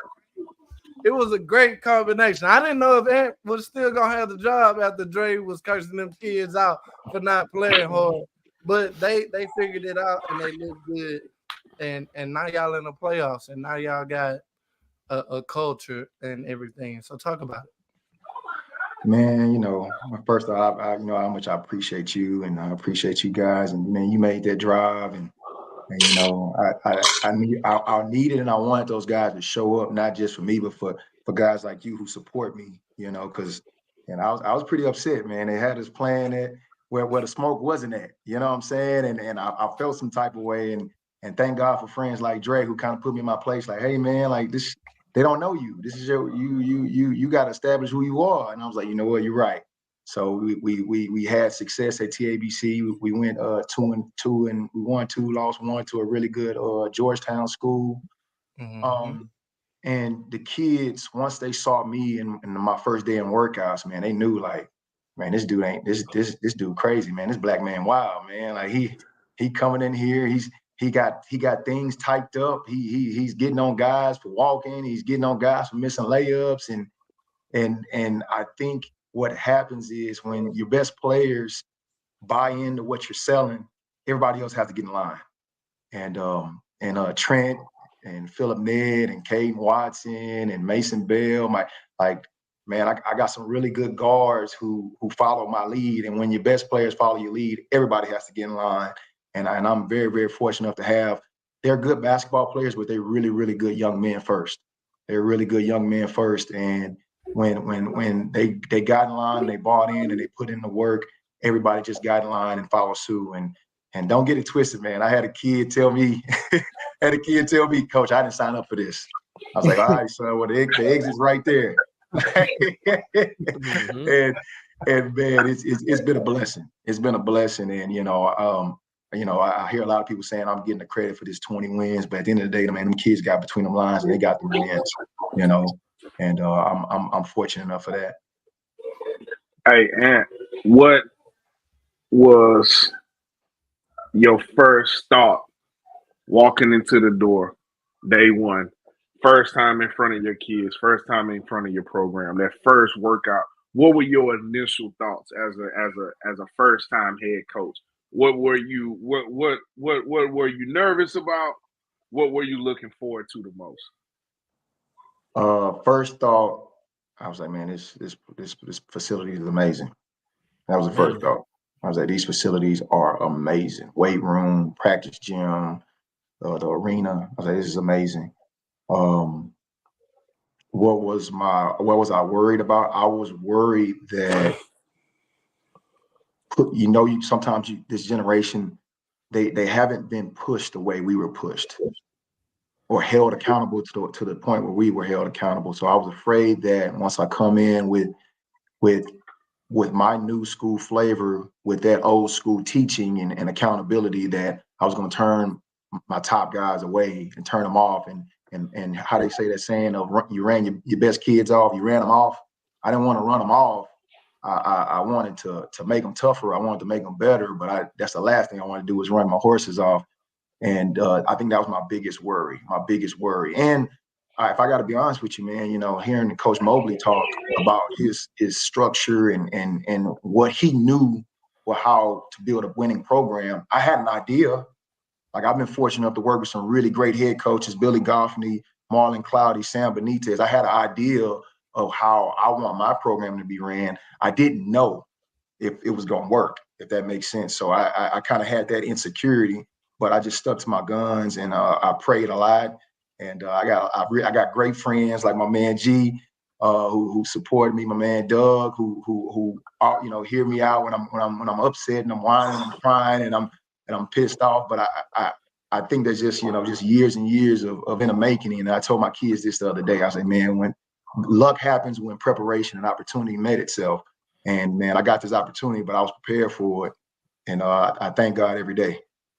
Hey, one thing, when they lose, bro, do not talk to Ant because he's gonna be mad. He gonna take it out on you, bro. And I'm like, Ant, bro, I'm your brother, dog. Like, I feel you, but like, you know what I'm saying? So nah, dog, like, I don't have a question, bro. I'm just super proud of you, dog. You remember from day one, I told you, I was like, bro, you're gonna make the playoffs this year. He was like, you think so? But I know the preparation you put in and the hard work. So I just salute you, bro, for real. He had them kids at the Bel Air shootout. You knew that they was gonna do something. Ant was holding it down in the back gym against. That was Episcopal. Man, oof. Yeah, smoking. It was on a slippery floor. They was getting to the butt. Hey, it was great to see. It was great to be a part of the first year. Memories and a lot of people haven't made that drive to LaPorte. A lot of people, one of those people being me, right? Right? The Nissan ain't touched down yet, right? But give us some of your guys, because I've seen a name and I've written about the kid, and I think I put some stuff out about the kid because I've seen his numbers and I've seen his game. But just give us some of your players on this squad who have been really producing and getting it done for you guys to get those 20 wins. Oh man, I keep messing with him. I Mr. Texas basketball. I'm hoping he gets it. Trent Callis, he's my 2026 guard, man. Really talented guard. I'm talking about 2026. 20. Yeah, sophomore. Yeah. No. 25. He a junior. Yeah, that's what I thought. Listen, I failed math in high school. My bad, man. You can't tell him that. You can't tell him that. Not that big, bro. But he super talented guard. I got Philip Ned. He's a legacy kid, man. His not only him. He's a great player, but man, his dad is second to none. I mean, I love that dude. I got two seniors. Matt Williams. He's been my captain. He's been my fourth man, my captain, my lefty. And I got two really other good solid guards. Mason Bell, he's also 2025. And I got the little freshman sensation, Caden Watson. Caden Watson. Yeah, man. He's a tough guard, man. Tough guard. Just a year ago, we saw him at the freshman. At the middle school thing. Yep. And now he's about to start his first playoff game in 2 days. That's crazy. Man. Crazy, man. He's a really good kid, man. He wants it. Yeah. He wants it. But man, those guys, they work hard. They're good kids. They're disciplined. They're respectful. I ask him all the time. I say, man, I know you be telling other people, man, this crazy black man don't cut me no slack. And he say, nah, coach, we understand, and we know what you want to win, and we want to win for you. So I appreciate those guys. Salute, dog. Man, and we proud of you, man. Keep grinding, man. Appreciate you for even putting your team in preseason jam this year, man. Hey, man, I gotta support you guys, man. I gotta support you guys. Real talk. I appreciate everything you guys do for the city. I appreciate everything. And Dre was supposed to be your coach, but Dre, hell no. He was. He had him. He had him down as a coach, and I told him, I said, "Man, Ant got you down to coach." Dre said, "I ain't coaching these kids, man." Hey, shout out to my boy BB too, man. Your assistant coach BB, man. Listen, yeah, shout out to him, man. That's my dude. Like great guy, the most low key, humble dude, and he was a bucket too in high school too. That boy was. I tell my kids all the time. I say, man, y'all think y'all can play? I say, Coach Posey give you them blues, man. For real. Shout out to him, man. We welcome you to the Trio Tuesday night, dog. I can't wait for that. That's what's up, dog. My boy coming to PA. And also, y'all commentators big you up a lot, man. I don't know if you be watching it back. Nah, I don't. But the Laporte ISD station on YouTube, every game is live stream. I'm talking about commentators, different camera angles. You need to go talk to them then. And if I'm trying to get in for my. Y'all got a budget. You need to go pull up on them with a shirt or something. Listen. But they always talk about, man, we're just so grateful and thankful to have Coach Stevens, man. He's got us back where we're supposed to be. Nah, man, it's some good people in LaPorte, man. They really support your boy. See that football stadium they building out there. Coach, man, we wish you the best. And playoffs, we ain't gonna hold you. We're gonna let you get back to your film breakdown, so you can get your boys ready. We appreciate you though, man. Yeah, I appreciate you guys, man. Thank you for having me. All right, no problem. Yes, sir. Yes, sir. All right, man. Our next guest. 2 dudes from Make Us Home on the show is legendary. I just want y'all to know that. All right. Hey, legendary. Speaking of legends, speaking of legends, Coach Watson, the mastermind. Yeah, Coach Watson, man. This is the game changer, as Rob like to call it. No, man. Yeah, for sure. Hey, Coach Watson. Man. I ain't even got no question, right? I just got something to say. We gonna talk about your season this year, but you got a bad naysayer coming next year, though. That boy is electric. You know what I'm saying? Electric. He is going to make you a very happy coach when he put the South Houston Trojan uniform on. And if y'all know what I'm talking about, do your research on James Henry, aka Temp, man. That boy a bucket. Yes, sir. Say that. We'll start it off like that. Yeah, and Muhammad little brother can shoot. Muhammad little brother can shoot the cover off the ball. And I don't know the kid name, but the Hispanic kid. What number? Oh no, 32. Force. Eric. He's a force. Yeah, he a force. Yeah. That group, that 8th grade group, they won back-to-back district championships, Pasadena ISD. I've seen most of those kids since they were 6th graders. Hey, y'all know Coach Frank was gonna have them damn names. Y'all knew he gonna know them kids. For sure. Information. Y'all crazy if y'all thought he wasn't gonna know. Look, he got my number. He got them on the spreadsheet with their address. Yeah, he already got them. They be coming around on Thursday night and everything. Yes, sir. Preparation, Coach, man. all seriousness, I've known you from D1 Houston. Even then, always prepared. You had kids, always bought in. Went over to Goose Creek as an assistant, changed culture. You get the job at South Houston. Rough start, changed culture. Just talk about what it is that you do that you pour in to make kids buy in. Like that's rare. Like a lot of kids just don't buy in. But there's a very few coaches where they do. Well, the first thing I do is I fast and I pray. And I just always hope to have God's favor on the things I do. Because once I do that, then I understand if I'm putting him first, and the desires of my heart will come second. And the biggest thing about changing culture is being an example. And then also you got to provide a fun regimen for them to do. And then once they start doing it, you have to consistently evaluate and measure and make things competitive.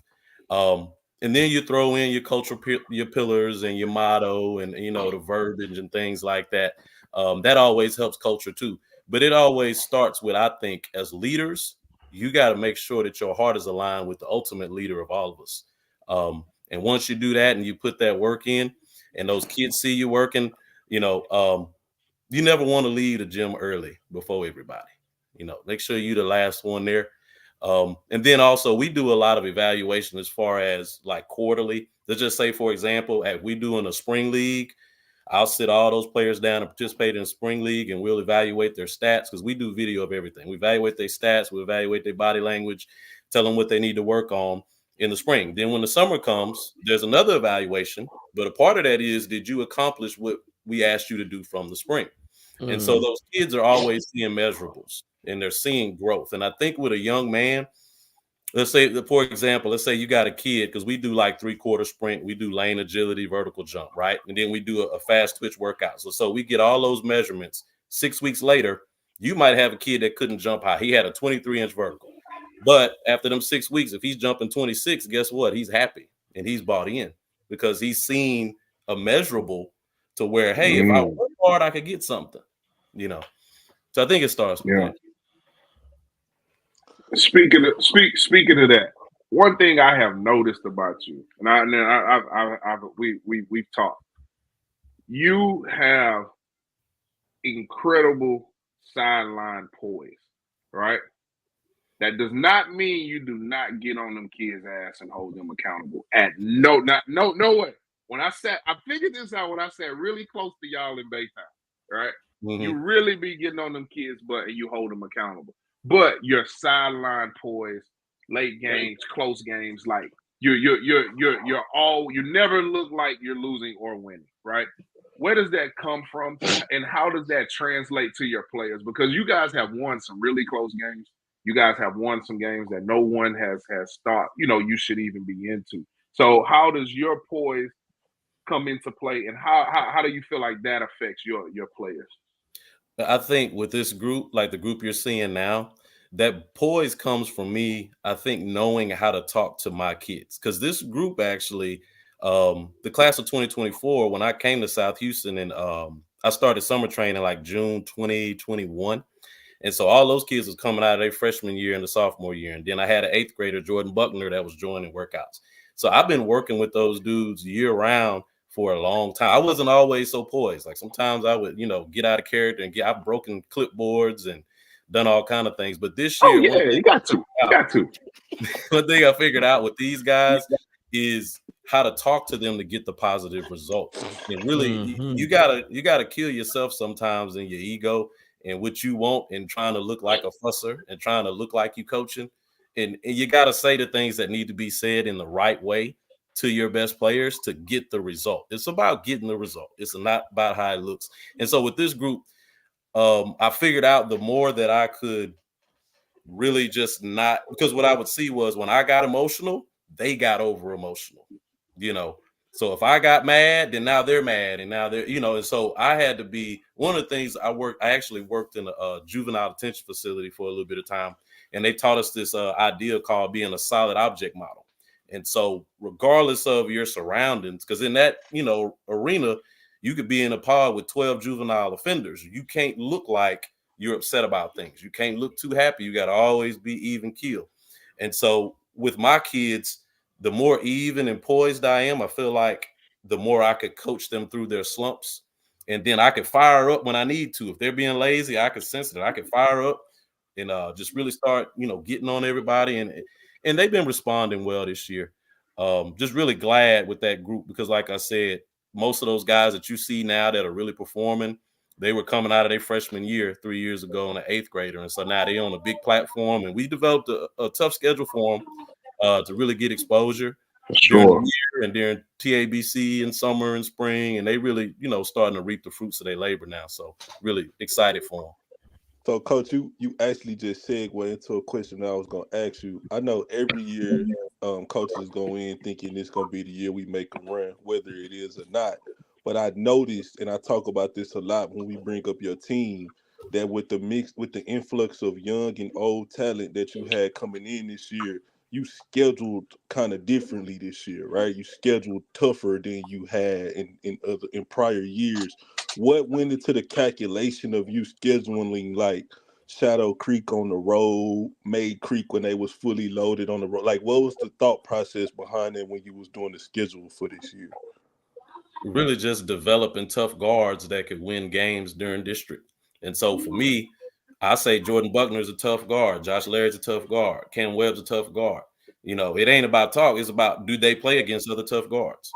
So we schedule Shadow Creek because they got a guy that's really good, and then, other games like that, it's the same scenario, going to tougher tournaments and really just testing ourselves so that we could be battle tested when the time comes. Playing a team like Hitchcock, like people don't realize how athletic Hitchcock is and the type of guard play they got. Yes, they are. That's the type of game that, made us better. So when I was at the University of Houston, that was one of my jobs, to schedule teams. So just learning from Coach Penders and Coach Melvin Harrelson about just the strategy of how to put a schedule together really helped me as a head coach. And I will say this, we hit a slump where, I really had to change up some of the things I was doing, my practice plan, and just figure out how to get more out of them defensively. Because I don't know if you guys remember, beginning of the year, we was a little inconsistent. We win some and lose something, but then we went. Actually, we lost to a team. I hope it ain't bad. I bring this up, but we lost to a team out of Austin, Leander Glenn, I think. We were in what was that tournament? Classic. So we lost to them. And after that, practice intensity really picked up, and I had to really start calling some things out, and we had to change some things in our practice plan. And so since that point, the next 20 games, we won 18 out of 20, And so I think really just being able to evaluate kids, measure things, make the adjustment, don't get set in your ways as a coach and just blame them for everything that go wrong. You, the leader, make the adjustment and, fix it. So hopefully I answered that like you asked. No, for sure. Great answer. Coach, one guy you mentioned, right? Well, G-Day, I'm sorry. I know this is my second question. What you got, G-Day? No, go ahead. I thought Doug had one guy you mentioned, and he has become my favorite. One of my favorite. I ain't gonna say my favorite because I don't want to offend nobody. AJ Bates texts me every time I say something on the show. But guy that has become one of my favorite guys is Jordan Buckner. The kid, every game I think I've been to, he has hit some big shots, right? But he has a pattern that I've noticed. He doesn't seem to offensively force anything in the first quarter. But in the third and fourth quarter, he demands the basketball and he makes big shots. Just give people who haven't seen you play, just give them. And I don't want to make it seem like we outshining anybody, but this is just a kid I just kind of wanted to bring some attention to because I do feel like he might be a little underrated because he can really play. But just talk about Jordan Buckner and what he's meant for you guys this season. Jordan Buckner came in, like I said, started off-season workout as an 8th grader. And every time that we did his player meetings, he had goals. So he's been through, you're talking about now junior year, and we meet pretty much seasonally with quarter stuff that's really official. And he's always grown and developed his game. I will say this, the one thing about Jordan is his ability to read and react the game. Whenever he is poised and he's really just playing to make the right basketball play, everything flows for him. He's the type of guy I always tell him, you're going to play 28 to 32 minutes a game. So it's almost like a boxing match. That first quarter, that first couple of minutes, because we break everything we do, we break it down quarter by quarter, right? So with my team, and I guess I'll just say this, sometimes if we're nervous, we get to shooting too many threes when we get too nervous, right? His job is to always pull guys aside and talk to them, read and react based on our plays. We run a lot of pistol action that has just different counters, and so it's his job to understand, okay, When do we call this play for the back door? When do we call this play when we throw it down to the big? Transition offense. You have to pitch the ball ahead and keep people involved, because when they're involved, that ball's going to come back to you. One of the big things with Jordan, he's good catch and shoot, 3-point shooter when his feet are set. And so really just getting him to, and he's been involved in a lot of film study over the years. And so he's one of those guys in film that can answer questions and give good insight. And so just developing his game mentally, and then him understanding how the game flows and how to control it as a guard. He's the guy, I think, at the next level that can be a college point guard, and he could go and make a team better. If you got a shooting guard that's already averaging 20, Jordan can get him to average 25, just because he knows how to read and react and respond to whatever play system you got going. No, I really like Jordan, man. Hey, in anything here, Instagram model, man. Boy, come out straight out the locker room, got his earrings on and his chain on, man. Boy, I tell you, boy, he think he handsome like me, man. Yeah, he got a little style about him. Yeah, he got some swag, man. I like that kid. Yes, sir. Doug, you had a question for Coach? Nah, man. I just appreciate all the info Coach been giving since the Brazoria Baller days. Like, oh man, all the way back, yeah, all the way back to the Brazoria Baller days, man. Like, nobody's more prepared. Like, if anybody gonna say that you don't have your kids prepared, they lying, they hate. Like I just salute all the info you give us as media guys to keep up with your program, and man, just continue what you're doing, bro. Like it's refreshing the fact that you really care about the kids, dog. So that's all I got to say. Sure. Yeah, man, we want to put everybody in the best position to be successful. Not every kid is a college player. Some of these kids just need the structure and a win today, everyday mentality. I had one of my student managers actually come to a game, and he's actually in welding school right now. And he was just real appreciative of the culture we had and how he benefited from it. And so now he's finna get his welding certificate. So it all goes full circle. But now that since I'm on, I want to give you guys a compliment and really just thank you for the innovation that you all have brought to the city and the way that you've done things over, I'll just say the last 5 years with, everybody on this panel.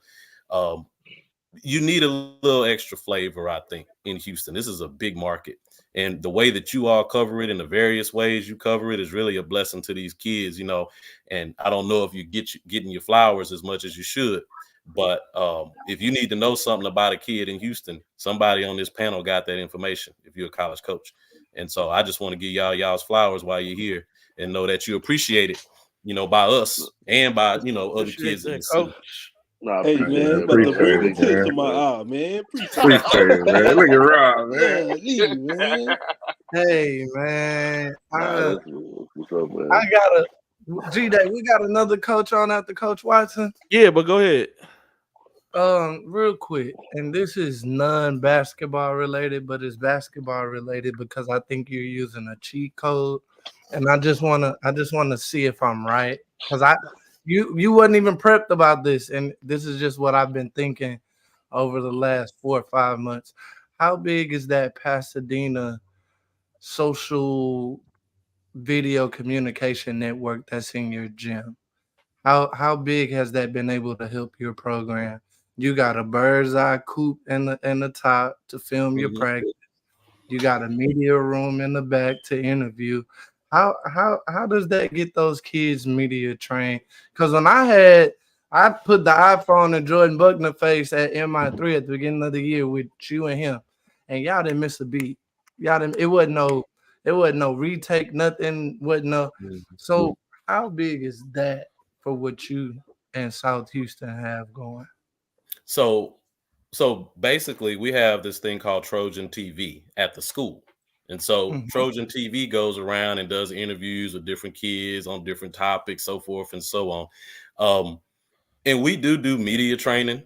Like I'll bring the kids to the side and say, hey, anything that you say with a camera got to be team related, smile as much as you can, have good body language. And the big thing I think in the Pasadena area is we don't have a lot of athletes, and that's just across specifically like Pasadena, Sam Rayburn and South Houston. We just got a different demographic. And so the social media side and the media side is just something that encourages kids to participate outside of playing because they know they're going to get a highlight video or, there'll be pictures taken, especially during the Invitational. Texas Invitational, it's media all over the place and, a lot of photos and things. And so those kids really feed off that social media. And so for me, I can't be too old school. I really don't care much about social media with my personal life. But with my program is a big part of what we do because these kids feed off of that positive exposure. So why not give it to them? It's something they like. It encourages them to show up every day. So, we do media training with those guys. And so they normally pretty prepared to talk the right way in front of a camera. That's big, man. Oh, that's big. It is. That's big. Hey, shout out to Elton Dyer, man. Retire that dude jersey. Yeah, talk about that jersey, bro. Yeah, man. Retire that dude jersey, man. Shout out to him. If it was up to me, it'd be done. He's been we already know. He's been a good asset to the program. And since we're talking about assistant coaches, with Elton Dyer, man, Coach Harold Collier, we went to, like I said, we were struggling a little bit in the preseason, and me and him sat down with other coaches. We developed a workout called a fourth quarter workout. And it's basically high intensity interval training, 30 minutes, 20 minutes. And it's like constant movement. And he was a beast in that weight room with those guys, along with the other assistant coaches and myself. And we really developed a fourth quarter mentality, been able to win some games because of him. Coach Phelps, my JV coach, came in from middle school, has been outstanding. The JV went 10-2 for the first time in a long time. Our sub-varsity struggle, because it takes kids maybe 2 years or so to really get it. Coach McMillan, my line brother, Coach McMillan, he's been outstanding. So, I don't want to sit on this platform and act like I don't have help because those guys buy into a year-round regimen where they don't get extra days on their check. They get the same little stipend, So I definitely appreciate it, man. Yes, sir. That's love. Shout out to before you go. What fraternity, Coach? The Omega Psi Phi Fraternity Incorporated. Yes, sir. The only real fraternity. Hey, the Texas Invitational. I was between him and Coach Gabe at Sire Ridge. Lord, how much barking was going on? Lord, I was next to a Crown Royal bag out here, man. He's a good bro. Man. Yes, he is. And Coach Goffley too, from Westfield. Yeah, Coach. Okay. He's an Omega too. Hey man, look, that was the only fraternity I ever considered. I swear to God, that was the only one I ever considered joining for sure. All right. We appreciate you, Coach Watson. Good luck. I will be in the building tomorrow. Yes, sir. All right. Thanks for having me. Yes, sir. All right. All right. Last guest. Look this. There you go. Look, there you go. Hey, got you, Coach Hello, G. Boulevard, baby. Say, man, y'all have to excuse my technical difficulties, man. Man, you good, Coach. Oh, it's good. It's good, Coach G. We just glad to have you probably on, because them ceilings so high, man. Them look like 30-foot ceilings, real. Somebody living good. Somebody living real good over there, boy. Oh man, stop That's it. why he didn't want to have the camera on, because he didn't want y'all in his business. Yeah, he didn't want us in his business, man. man. We putting all the business in the street. Hey, look, we got look. Coach Frank was on here. He got his Q chain out now and everything. You see? Well, man. Shout out to the good bros out there. Okay. But nah, Coach, before you left, you was talking about the expectations that y'all had. Can you just continue to elaborate on that? Yeah, well, it's like I said, like I tell the guys about consistency. We got a thing we kind of talk about consistently being inconsistent sometimes. And so, I tell them they only know one Coach Goff. I'm consistently the same guy. Whatever that may be to them, whatever that translates into, I'm going to come in the gym the same way every day. I don't have a great day or a bad day. This is just Coach G when he comes in the gym. And I think, we set the tone coming out as a staff. And, my expectations for them every day is, to practice at a certain level, to compete at a certain level. And so every time we walk on the court, we expect to win and be successful. We feel like like we said on our show, we Ella Boulevard tough, and so we're not always the most talented, but I feel like we're willing to compete and go against anybody. Yeah, whenever I'm driving on Ella Boulevard, I make sure my seatbelt strapped up even tighter. I ain't gonna lie. Hey, Coach. Man, it's different over there, bro. Hey, Coach. I'm not a Ella Boulevard guy, but I am a Northside guy. I went to Klein Forest High School, right? Our rival for years was Ella. I mean, was Westfield, right? There's a tradition at Westfield in sports and athletics, not just basketball, but football as well. Like there is a tradition. What does it take what has it taken to kind of keep that tradition going? Because you guys have consistently been winning consistent playoff appearances and playoff wins. So what has it taken for that to continue at Westfield? Well, it's kind of like when I think you guys were talking to Frank and some of the other guys. I go down to Belmont, I go down to Claude, I go down to Wells, and those kids know me from the 7th grade. My conference period, sometimes I'll forego a couple of practices, and I'll go down there and I practice on the same level with them as 7th graders as I do with those kids at the high school. When I come in, they know my expectations. I come in there and it's sky high. So by the time they get to the 9th grade, like when Willie and those guys came through, they already knew me. They already knew Coach Goffman. Those. I was over at MacArthur today watching some of the kids at Belmont and stuff, so it's an expectation of my first year there. We had a kind of a fall off, and then we got rooked at Klein Forest back when I got there at 17 when we got robbed at Klein High School. Watch that. But ever since then, we got in, and once I got the system put in and got the culture, put in, I think the guys have really come up under their expectations of this is what we have to do. This is what we're built on. It's always been a successful program. I'm not trying to, take credit for building it for what it is, I think, but kind of like Coach was talking about, our demographics have changed a lot since it was back when I first moved into this area back in 97, 98, as it is now, So the kids that we do have, I feel like I got to get them early. I got to get them immersed in what we're doing and get that mentality instilled in them early so, there's no fall off. These kids coming up, they've been in the gym, they've been on the gun, and, they want to be Westfield Mustangs. And they want to keep that tradition going. And I'm kind of an old school guy. I don't have a problem about pulling young kids up. I have a freshman that I had to move, recently move up due to some injuries and stuff that we have. And, they're ready. He's ready. He's stepped up and had a couple of good games these last couple of games. So it's just, it's establish the culture and then let it roll. Hey, man, I'm gonna share something with you. I know we only supposed to say one thing. I gotta say two things. So I was having a conversation with Jeremiah Cooper earlier this year, and I went all the way back to his freshman year, right? And I said, man, did you feel like you was ready to play on varsity? And so he was like, no.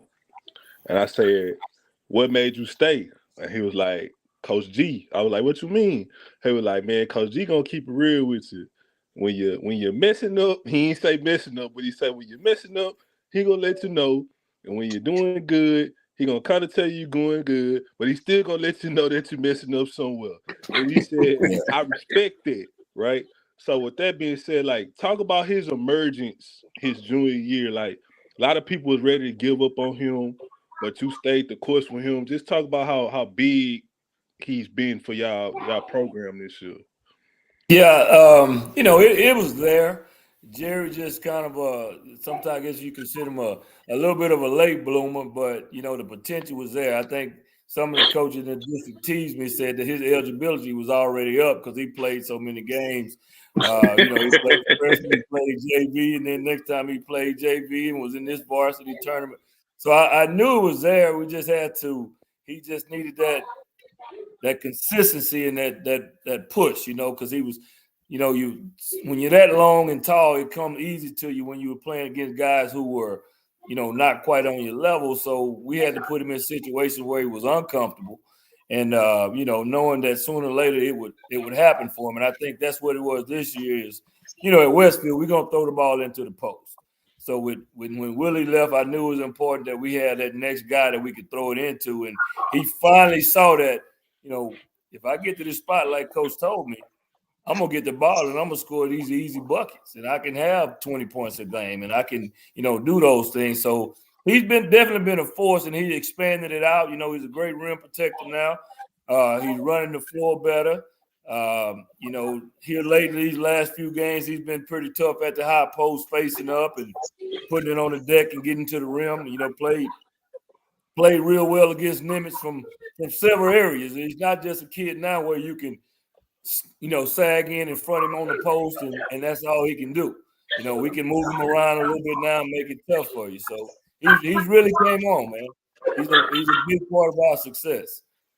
Man, you got one of my favorite point guards in the city, in Debrion Broomfield. What has he been to the program? Because I don't think there's many guards tougher than that kid, and he doesn't get a lot of respect that I think he should. So, right. What has he meant for that program? Man, Broom is that silent assassin.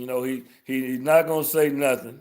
I was teasing him the other day. I heard him say probably in 4 years, "Coach, it ain't time to get out yet." When I had him in that ice man, because he gets a little banged up because he's gonna do whatever he needs to do to get to that rim.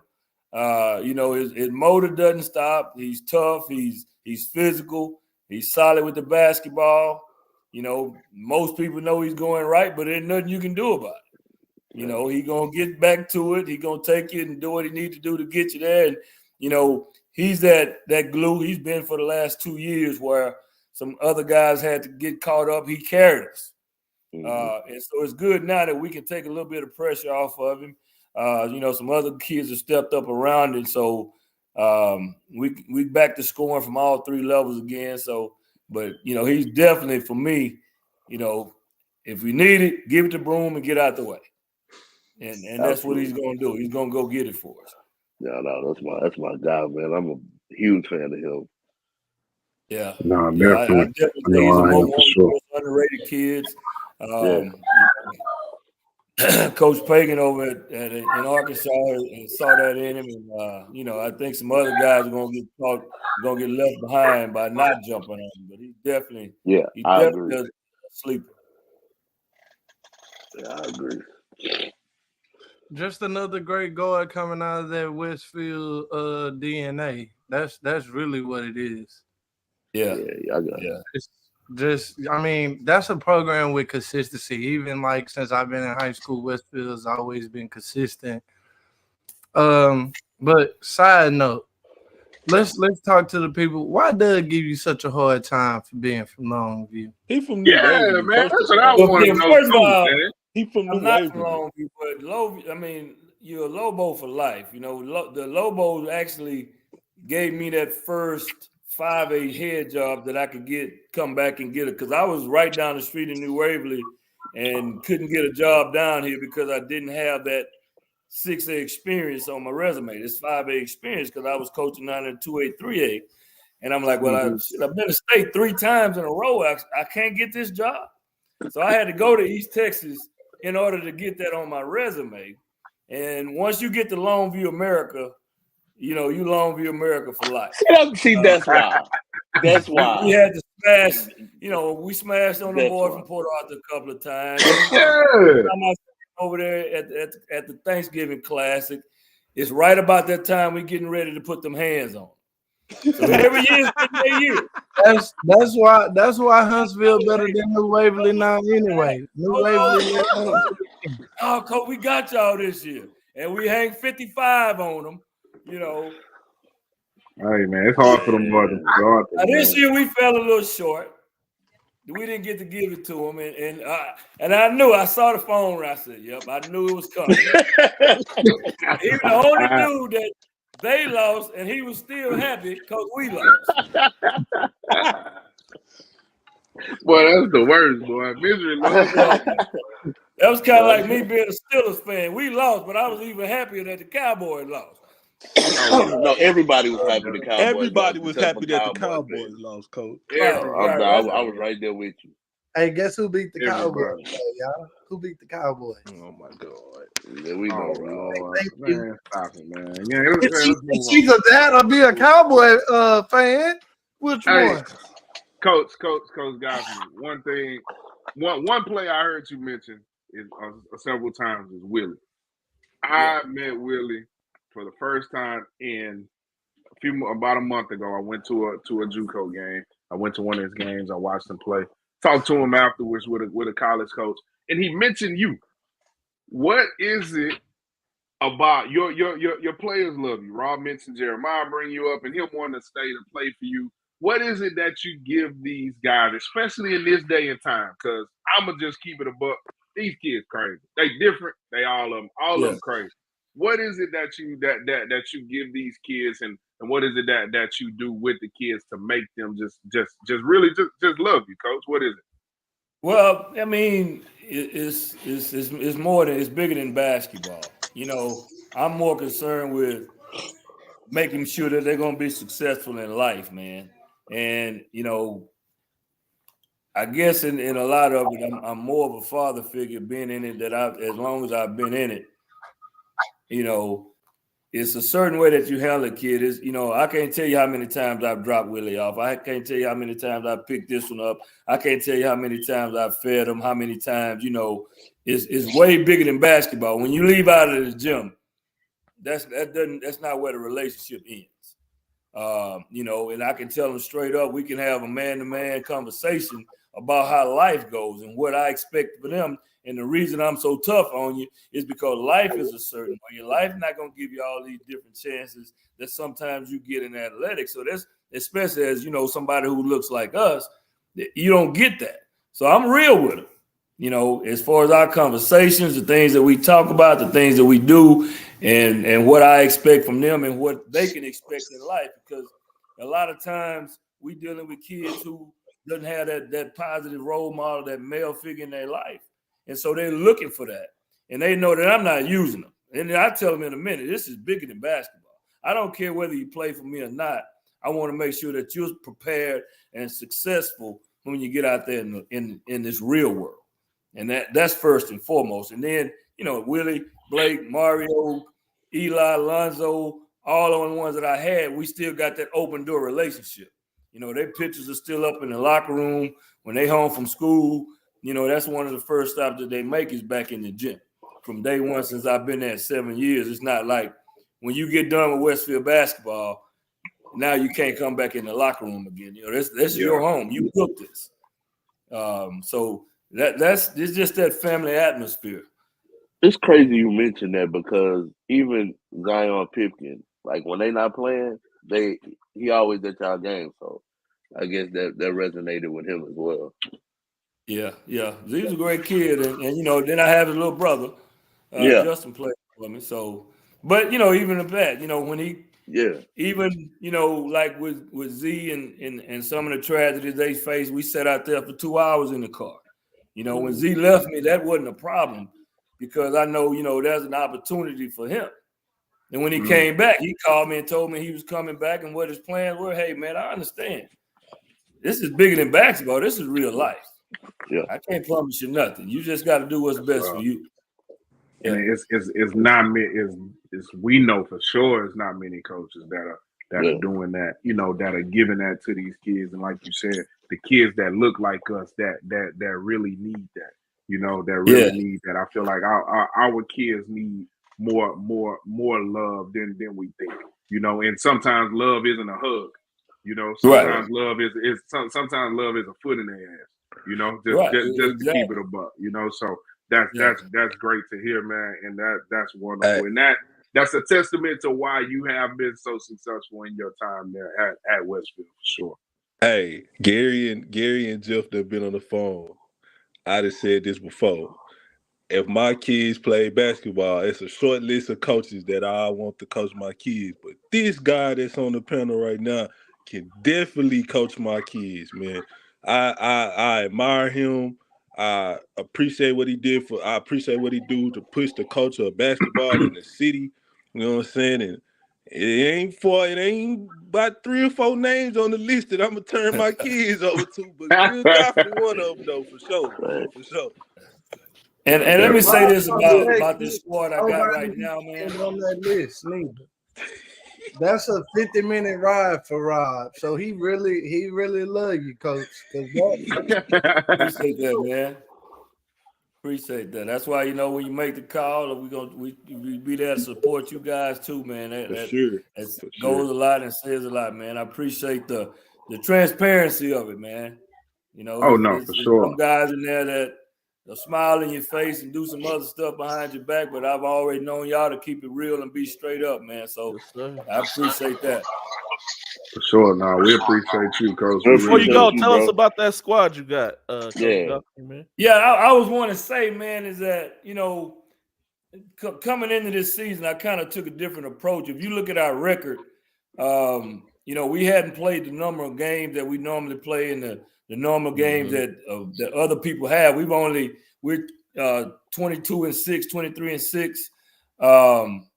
So this year, because playing 30 games, we were always the last couple of years banged up late down the stretch.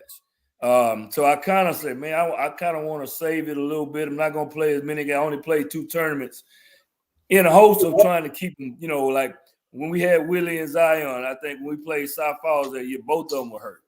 And same thing the year before. So I didn't play as many games, and we still kind of go to show you don't know what God has planned and how it's going to lay out. We faced a lot of adversity this year. We had DJ towards ACL against the Tascasita. All our 6 losses, we were never full speed. Somebody was missing everyone.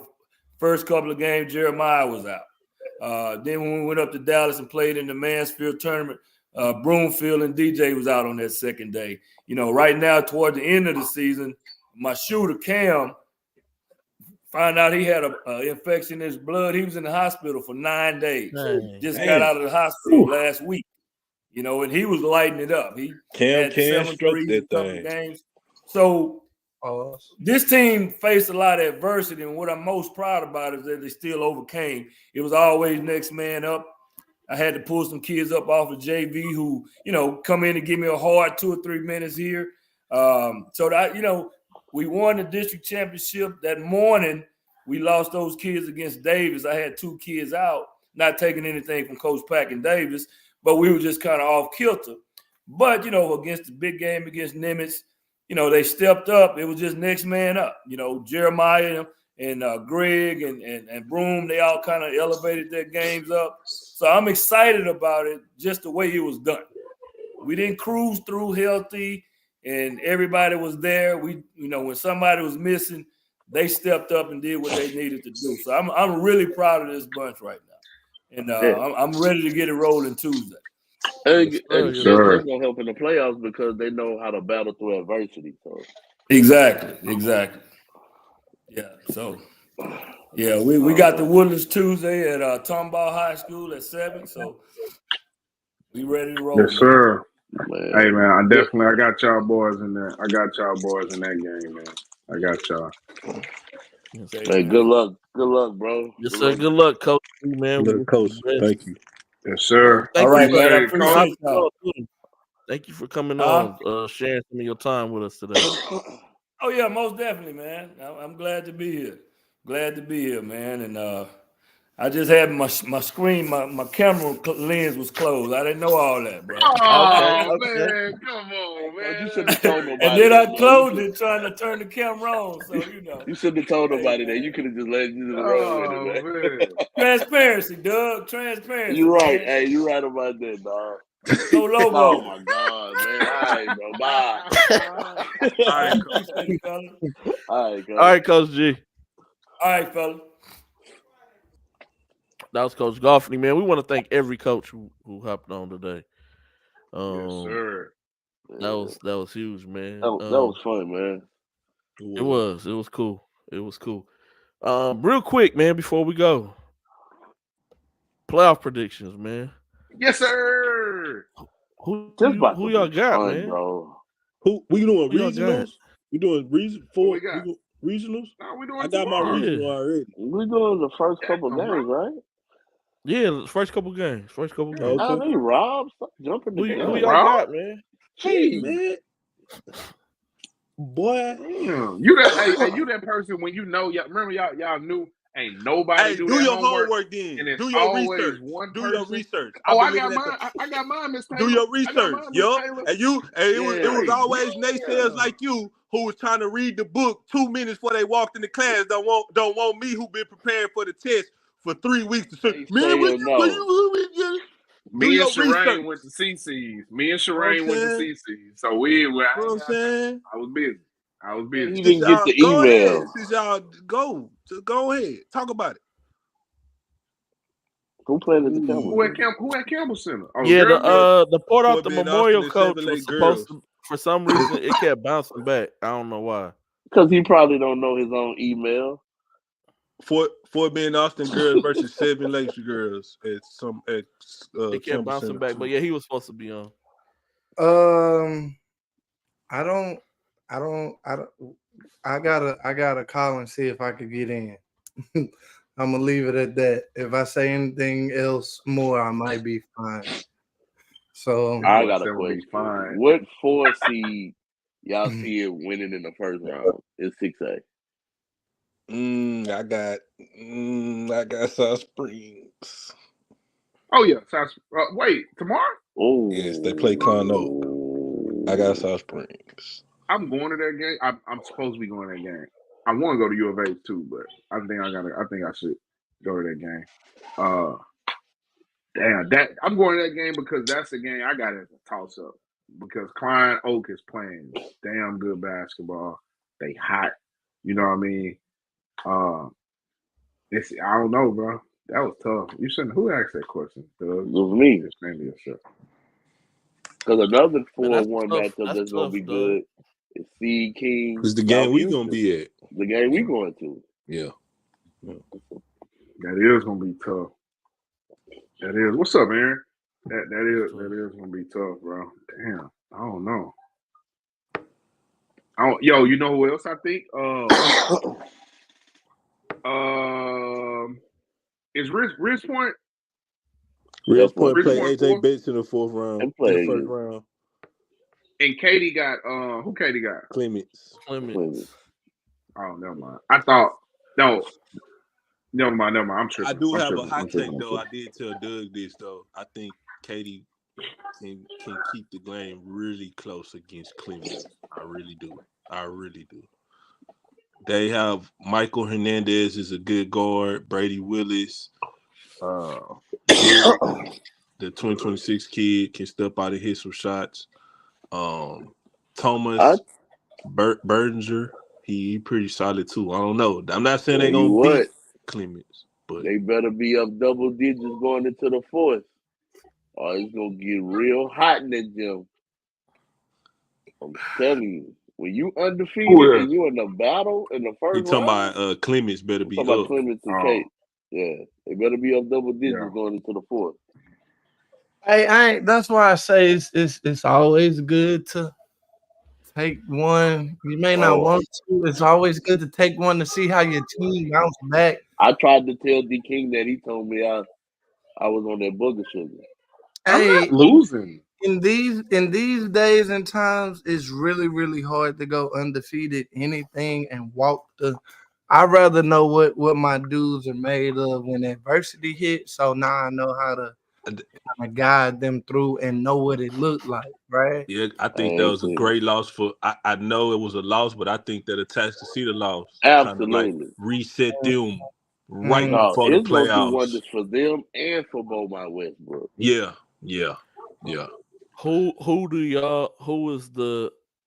What upsets do y'all have for the first round matchups? A-Lee Taylor over Clear Springs. No way. That's what I got. I got A-Lee Taylor. Hey, you pick. Oh wait! My soccer man, you got the book me with King. Got him on the show. Book me with King, bro. I got Taylor winning. I don't know if this one is an upset, but I got Travis beating Pato. That's a seed. I mean, that's a seed they lower upset. seed. Yeah, it's a 3-2. Yeah, it's a seed. Yeah, that's a seed upset. And I think that might be the only one. So we do a seed upset. Because I got Beaumont Westbrook over Pastor. Yeah, Beaumont Westbrook. Okay. Yeah, I got Beaumont Westbrook winning too. Can we get you on the show to talk about some of these refs? Let's talk about that dude they called the U of H game yesterday. That Can we just get a ref playoff special? Because if I go to a boys game and y'all not you, Ian. I know you not gonna. Nah, say y'all. He a part of it. If y'all call it that ticky tack bullshit and I bet like that motherfucker did on Friday in the first quarter. Like I don't want to hear no shit like that, dog. Like Dean say he got Seed King over South Houston. That's gonna be a lot of people game. picking Seed King. I just hey Aaron, I need a playoff ref special. He ain't coming on here, man. He ain't coming on here. here. I got another one. Wait, is this an upset? Langham Creek over Klein Kane? No? Yeah. No, because it's speeding, yeah. Well, Langham is the 2 seed. Okay. I wasn't sure, but I got that, and then I also got. Oh well, then hold on. Hey, look, I got Willis. I'm gonna keep it a buck. I got Klein Kane over Langham. Then you got Klein Kane over Langham. I'm a flip. I got Grandos beating Davis. Also, what? Hey Kyle. Hey man. The collab post with me. I ain't agreeing with none of that shit that D King just said. Nah, he picked his picks. Nah, I told G-Day earlier the A-Leaf Taylor and Cliff Springs game. That's the Epsom salt. That's the Epsom salt bowl. They're gonna be knocking each other around so hard. Pause. But nah, I'm picking. I know this is not an upset, but I don't think a lot of people seen Pato this year. Pato is tough guards. I got Pato, man. But them dudes lost more than that. I don't care. I got Pato. South Houston lost to Pasadena Memorial, and I'm still picking South Houston to beat CK. No, that's not the same. Yeah, nobody expected Doug, and I don't want to. You my guy. I don't want to get loud with you. You my brother. Yeah, nobody expected Pato to be good this year, right? So yeah, but I don't care, Rob. I'm not gonna get loud with you. They wasn't expected to be good. Nobody expected them to lose to Morton Rats. No, that's true. That's true. But that could be a resetting gloss that gets. No, I agree with you now. Like, Pato is good. I saw him on Texas Live against Seven Lakes, even though Seven Lakes won. Yeah. But they are solid though. I'm gonna go out on a limb. Go ahead, G. That my bad. Brandon over Ellison. Ooh, really? Ooh, this boy went to the 5A. Ooh, really? Ooh. I got two teams that not a lot of people picking to make the third round that I think will make the third round. One in 5A, one in 6A. I got Seinfeld making the third round in 6A. And I got Friendswood making the third round in 5A. I think Friendswood better watch out for Needland, think Friendswood is going to beat Madison. That Needland first round matchup is Needland first round matchup is tricky, dog. I seen Needland on Texas Live, but I believe in Chase Richardson. I like the big dude that just want to be a frat kid, bro. Like, the 6'7" dude. Yeah. Like he told me, I was like, man, you trying to play college? He's like, man, I'm going to A&M. I'm going to be a frat. So you got Friendswood over Madison? I just said that. Friendswood is going to. I think friends.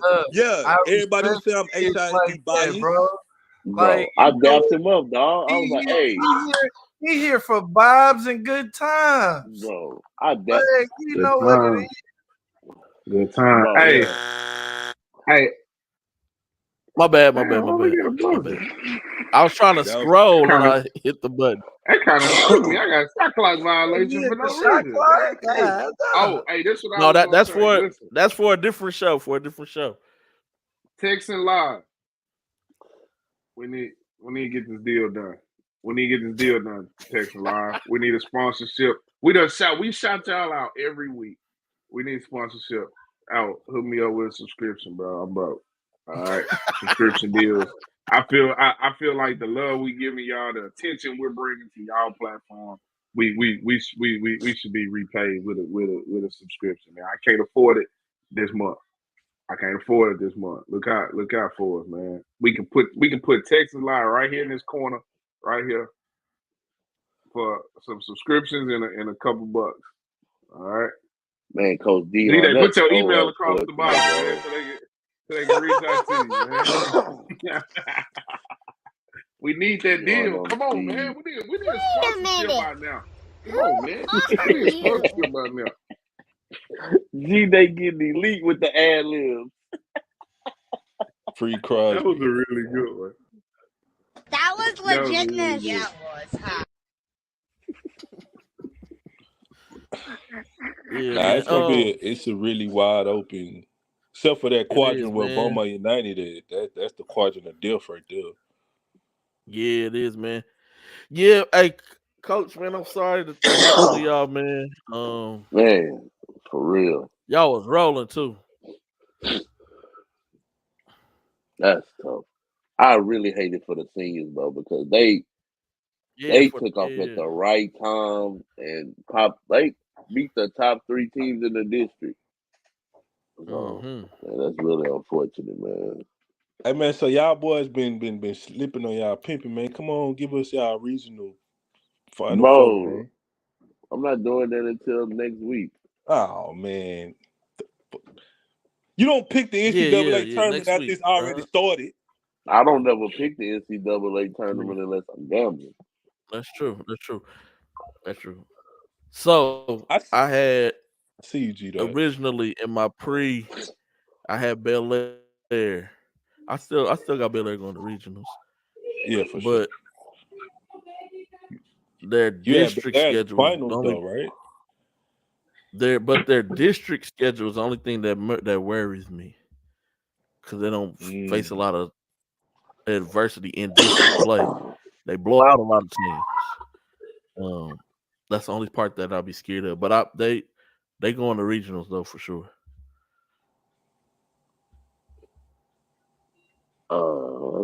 That's my one solid that's going.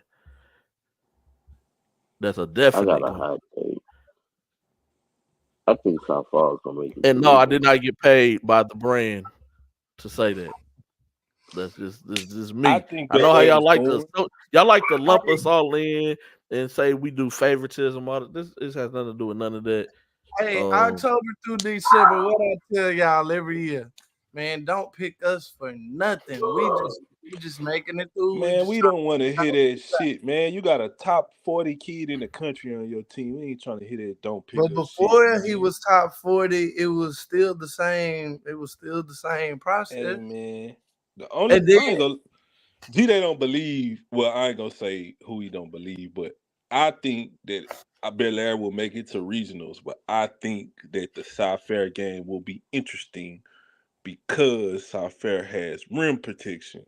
But I still think Shout out my boy Nolan. There you go, man. Shout out my boy Nolan. They're gonna dunk on Nolan like Braden Young dunked on Nolan. He gonna put Braden Young got dunked on this shit. It happens. And that's gonna be the last. I was there at the Berry Center that night, bro. You said what, Doug? I say he's gonna put that shoulder into Nolan's body. That's gonna be the last shot of Temple shot of block that night, bro. It's a wrap. I think that'll be a good third round game. That's just my opinion. But I do think Bel Air gonna make it to the region. Can Darius Johnson is gonna be the issue in this playoff. Darius Johnson, one of the more underrated players in this state. I mean, not state, but city at least. He don't get a lot of publicity, but he's gonna be a tough one. Yes, sir. To game plan for. Which player in the playoffs do y'all think gonna have like a big playoff run? Who's gonna really ignite their team, man? Hey, it's funny. You know what's funny about this? We just got to talk about this. I think Shelton Henderson gonna have a crazy game in the playoffs. Mm-hmm. I really do. I think Kate Dotson. I can see that. I can see that too. Yeah, I can definitely. I can Yeah, they definitely got see Dick. that. They'll probably have Dickinson second round. I think Kabari Lewis gonna have a good game in the playoffs. Homer. A game, or I'm talking about period, like beyond one game. Homer. It's not a home. I'm not. Corey Hadnot is not walking through that door anymore. Man, you guilty by association. Oh man. Got him. We all guilty by association. I know Look, because the it was tough club, talking right? to Ant. It was tough talking to Ant because that's my boy. But no, they playing Port Arthur Memorial, bro. Like, come on, man. Like, what are we talking about?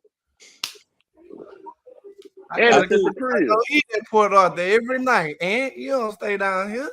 So we talking it's about at the crib. complete playoffs. I think Kevin Sargent.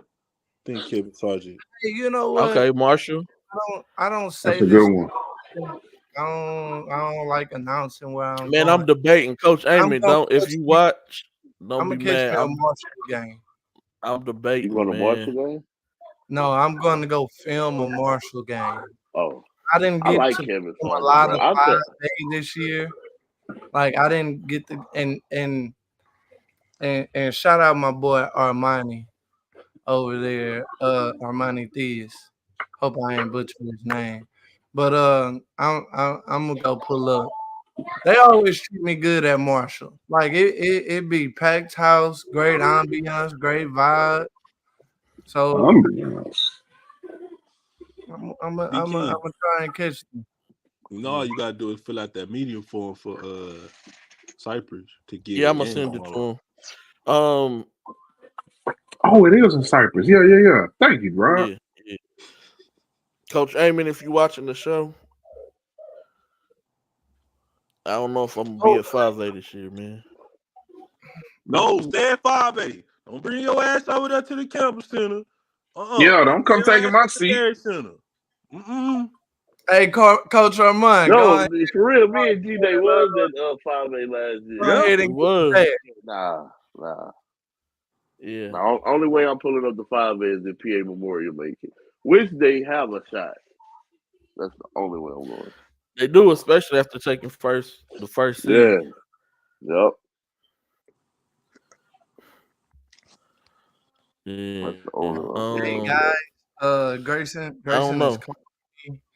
He would like his dinner. It's a little late out for my 4-year-old. Oh yeah, go ahead, man. We finna get off in a minute. I'm not failing on you guys. This was a great show. This is an epic man. show. Shout out to Dame to I don't call your name out, D King. Man, call it the North. Man, call it next the North. Name out, man. Relax, bro. NSGG. Yo, I'm off y'all, bro. Oh my God! Yo, Oh my God! Hey, that's my guy, man. Hey, Foes, I'm tipping. Wood grass. Hey, y'all gonna Hey, make the me people will never. The me people in the out comment there. section is gonna never know what we talking about. No, we know what we talking about. It's a strict inside joke. Hey, I'm looking forward to the playoffs, dog. This is my favorite time of the year, bro. This is gonna be fun. Hey, they called you Damon. Man. Oh, that's a seal. That's my people. Yeah, they from That's crazy, bro. That's what my first grade teacher used to Miss Barber. She used to call me Damon. That's crazy. Hey, I don't think you deleted that either. Oh my God, Marco did not look out for you in the chat. Oh my God. Marco, oh my God. Oh wow. Oh.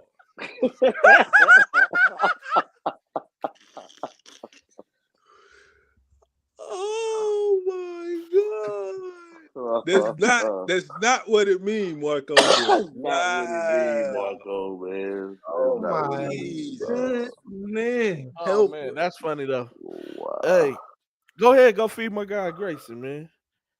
Don't be Alright, my then guys. Grayson gonna be mad at me. Bro. Oh, Grayson already mad. He didn't already call me during the show. You didn't tell me you was gonna be gone this long, bruh. Where you at? So let me go ahead and Go feed my guy, man. feed the wolves. See y'all, All boys. right, dog. All right, boy. All right, man. Playoffs, man. We're gonna be in the gym somewhere. Delmar got a triple header on Tuesday. Hop, yeah, they got triple header. Hobson has a double header. Double header out here in Port Arthur, Texas. Okay, yep, double header at Port Arthur Memorial as well. And those Hey, are all Hobson like got Hobson got Clements and Katie. Is that Hobson? No. They Hobson Wheeler got at Jordan and 7:30. Elkins and Fort Bend Marshall and Galena Park.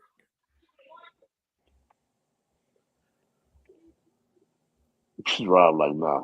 Oh no, I'm going to that. No, I'm going to that triple hitter at Delmar for sure. They gonna have the concession stand. They gonna have them. Yeah, they gonna have them in fresh there. baked cookies. Ooh, they gonna have them cookies. I gave up cookies for Lent, bro. Man. Doing Girl Scout. You gotta stay away from Delmar then. Yeah, bro. Yeah, I'm staying away from them, bro. Delmar. Well, stay away from Because as soon as you walk up them stairs, that's the first thing you want to smell. Elite. First thing you want to smell, man. No, Monday I'll be at Klein Oak, Side Springs game at Sidewoods. My dog. Tuesday I'll be somewhere. Me and Rob gonna be in And Bay then- City, the Dirty Bay. That's what they call it. Yes, sir. With the 50 cops that's gonna be at the game, Bro. No, they gonna need 100. They gonna need fans 100, is bro. electric. The teams Both go fans, bro. Yeah, both sides of those fans are crazy. And they got a lot And of then we'll characters on the basketball court too. Friday. For sure. What's Friday? We don't know yet. I said I'm gonna wait to see who wins what games. Yeah. Yeah, always wait try to see to who go wins to what those game. games, bro. Oh, they got a Ken double Dean. tables too. Ken Dean, we're gonna pull up at a game Friday. Ken, what game we gonna go to? Dang, you saying they gonna lose? Dang. Now nobody man. don't want to say nothing now. Now nobody don't want to say nothing now. Now nobody don't want to make no predictions now. I don't want to act like that. Hey, Ken said they're going to the third round, man. Third round. They did. So who we playing in the third round? What are y'all doing? Why are y'all in here?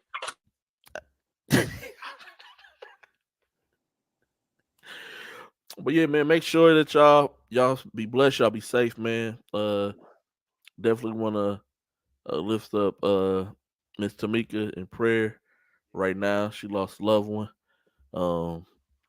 We definitely praying for you. We appreciate you for even tuning in today. But definitely praying for you. Y'all be blessed, man. Y'all pay it forward to somebody, some way, some shape, some form, somehow. Y'all got any final words, man? I didn't want to start the show, but I'm gonna dedicate the show to my cousin, Kevin Jackson, Yep, your cousin, who was tragically murdered on this past Monday after spending 16 years of his life incarcerated. He got out for 2 months and was tragically murdered on his brother's birthday, 6 days after his own birthday. So, I didn't even get a chance to see my cousin again. So this show is dedicated to him. Been a trying time in my family. We coming up on the 1-year anniversary of his older brother passing last year. And it was 8 years to the day that my auntie passed away on my cousin's birthday. So just keep my family in y'all prayers, man, and just love on somebody. I say that all the time, but I really mean that because life is really, really short, man. And we only got a small time on this earth to let people see the essence of who we really are, man. So, instead of spending a lot of time bickering and arguing with each other, how about we get to know each other and to love one another? So that's what I got to say. So. The old school say we all on borrowed time, bro. And that's for real. Sure. For sure. That's real.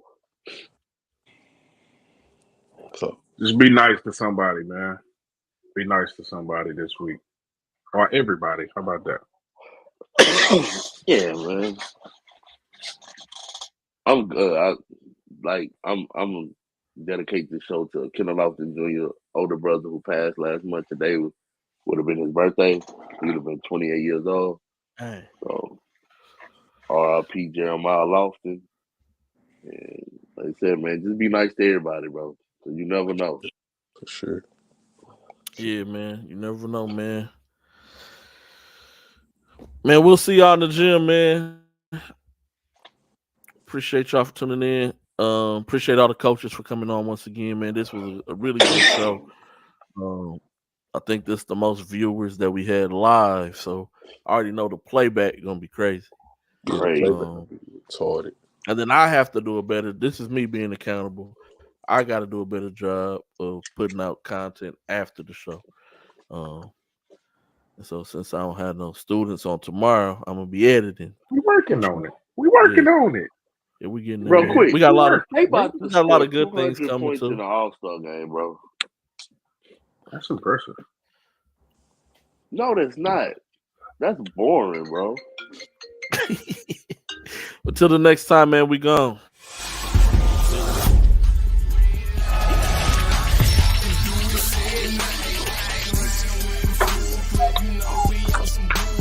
Oh.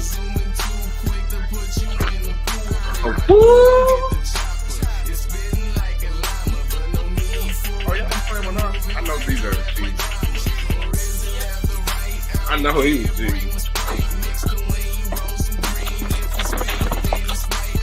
Leave him.